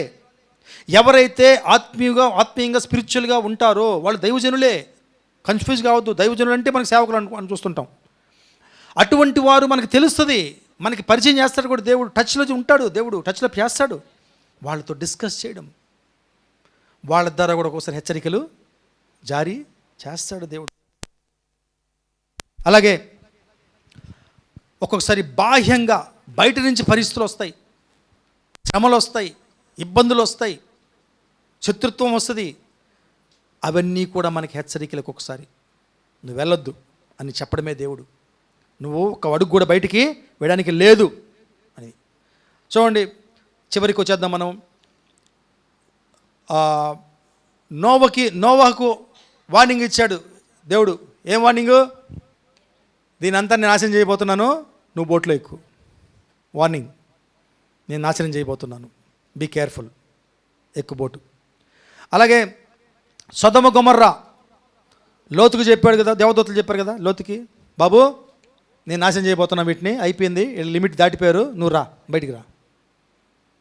నేను వాళ్ళని పిలవాలి, వీళ్ళని పిలవాలన్నా పిలుచుకో, వాళ్ళు ఎవరు రాలా, నువ్వు పరిగెత్తు బాబు, కానీ అయిపోయింది ఈ పని. కానీ హెచ్చరిక వాళ్ళు పాటించారు. యోనా ద్వారా నినవేకి హెచ్చరికలు జారీ చేశాడు దేవుడు. వాళ్ళు దానికి లోబడ్డారు, భద్రపరచబడ్డారు. Praise the Lord. అలాగే యేసు ప్రభు డిఫరెంట్ సంఘాలకి ప్రకటనల గ్రంథంలో ఉంటుంది, హెచ్చరికలు చేస్తాడు. ఇదిగో నీలో తొలి ప్రేమ లేదు, చల్లారిపోయింది. ఇదిగో నువ్వు ఎక్కువ చూపించుకుంటున్నావు. ఇదిగో నువ్వు మళ్ళీ అపవాది వాటికి తిరుక్కుంటున్నావు, పాత జీవితానికి వెళ్ళిపోతున్నావు అని ఒక్కొక్క సంఘానికి ఒక్కొక్క హెచ్చరిక ఆయన జారీ చేస్తాడు. ఈ హెచ్చరికలు పాటించిన సంఘాలు ఆశీర్వదించబడతాయి. అలాగే దుర్బోధకుల గురించి తిమోతి రాసిన పత్రికలో పౌలు అంటాడు, జలగల చెవులు గారు వారు ఉంటారు లాస్ట్ డేస్లో, వాళ్ళకి ఇష్టమైన బోధకుల్ని పెట్టుకుంటారు. వాళ్ళకి ఏ విషయం అదే చెప్పమంటారు. గద్దింపులు వస్తే నోర్మి, గద్దింపులు మాకు అవసరం లే, ఓన్లీ కోట్లు సంపాదించే హెచ్చరికలు చెప్పు. ఓకే, ఇలాంటి వాళ్ళు వస్తారు అని కూడా మనం వింటాం. అలాగే ఫైనల్గా చాలా ఉన్నాయి ఇట్లా హెచ్చరికలు బైబిల్లో మనం చూసుకుంటూ పోతే. ఒక్క విషయం అండి, యేసు ప్రభు జన్మించినప్పుడు అక్కడ జ్ఞానులకు కూడా దేవుడు హెచ్చరిక ఇచ్చాడు, గుర్తుందా? యేసుప్రభు ఎక్కడున్నాడో మీరు తెలుసుకొని రండి.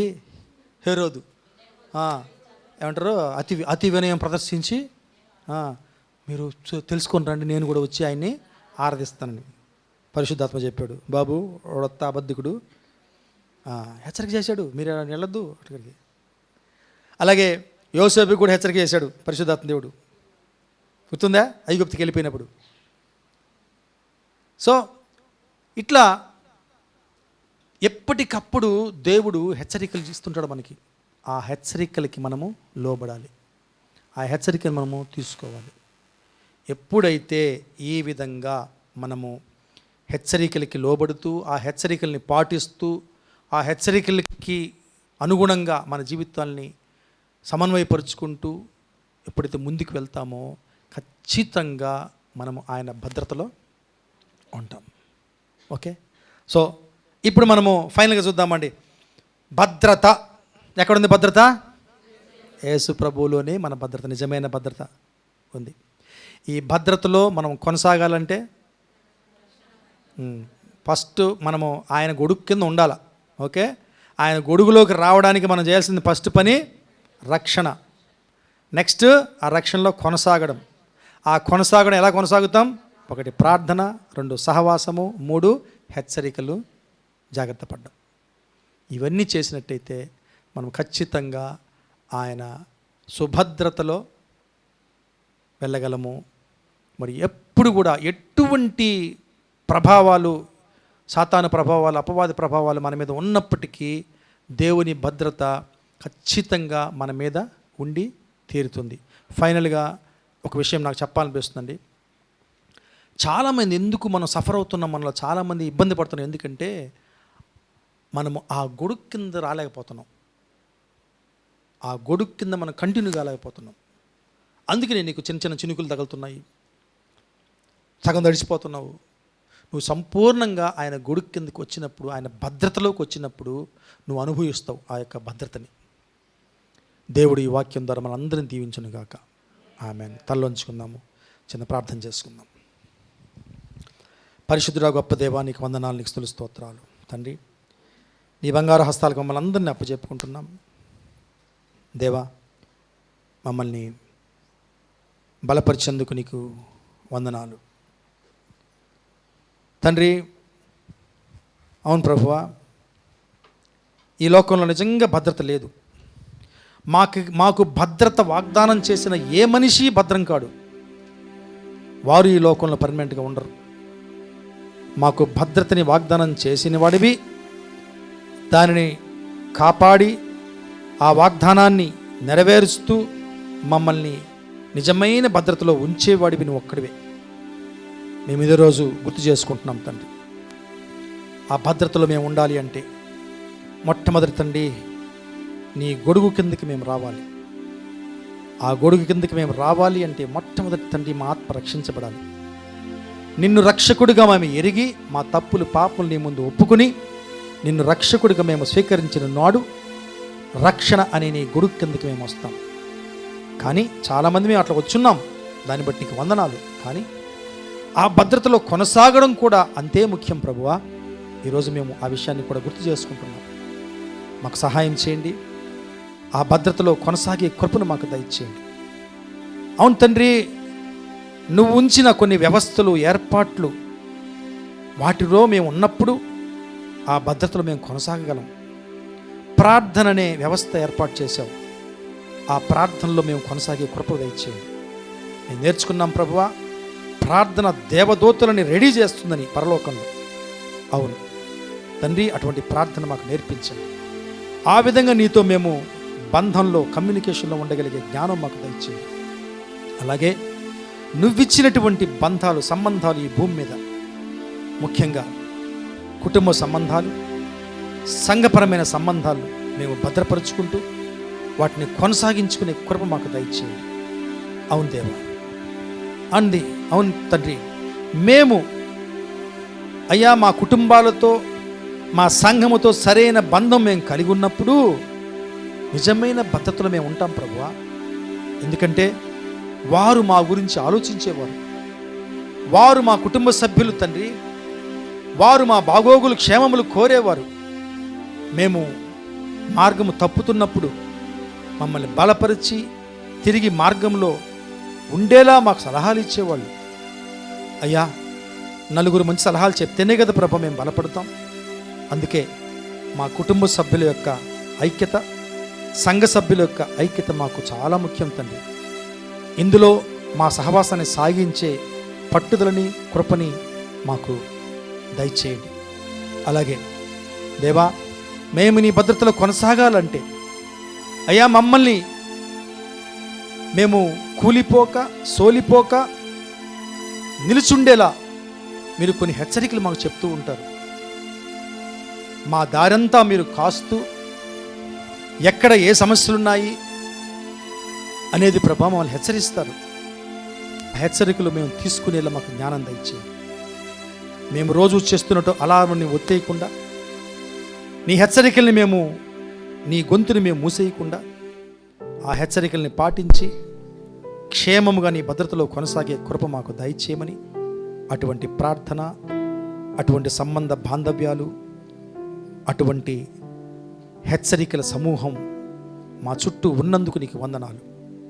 వాటిలో మేము కొనసాగే కృప మా అందరికీ దయచేయమని, నడిపించమని యేసయ్య పరిశుద్ధ నామంలో అడిగి వేడుకొంచున్నాం పరమ తండ్రి. ఆమేన్.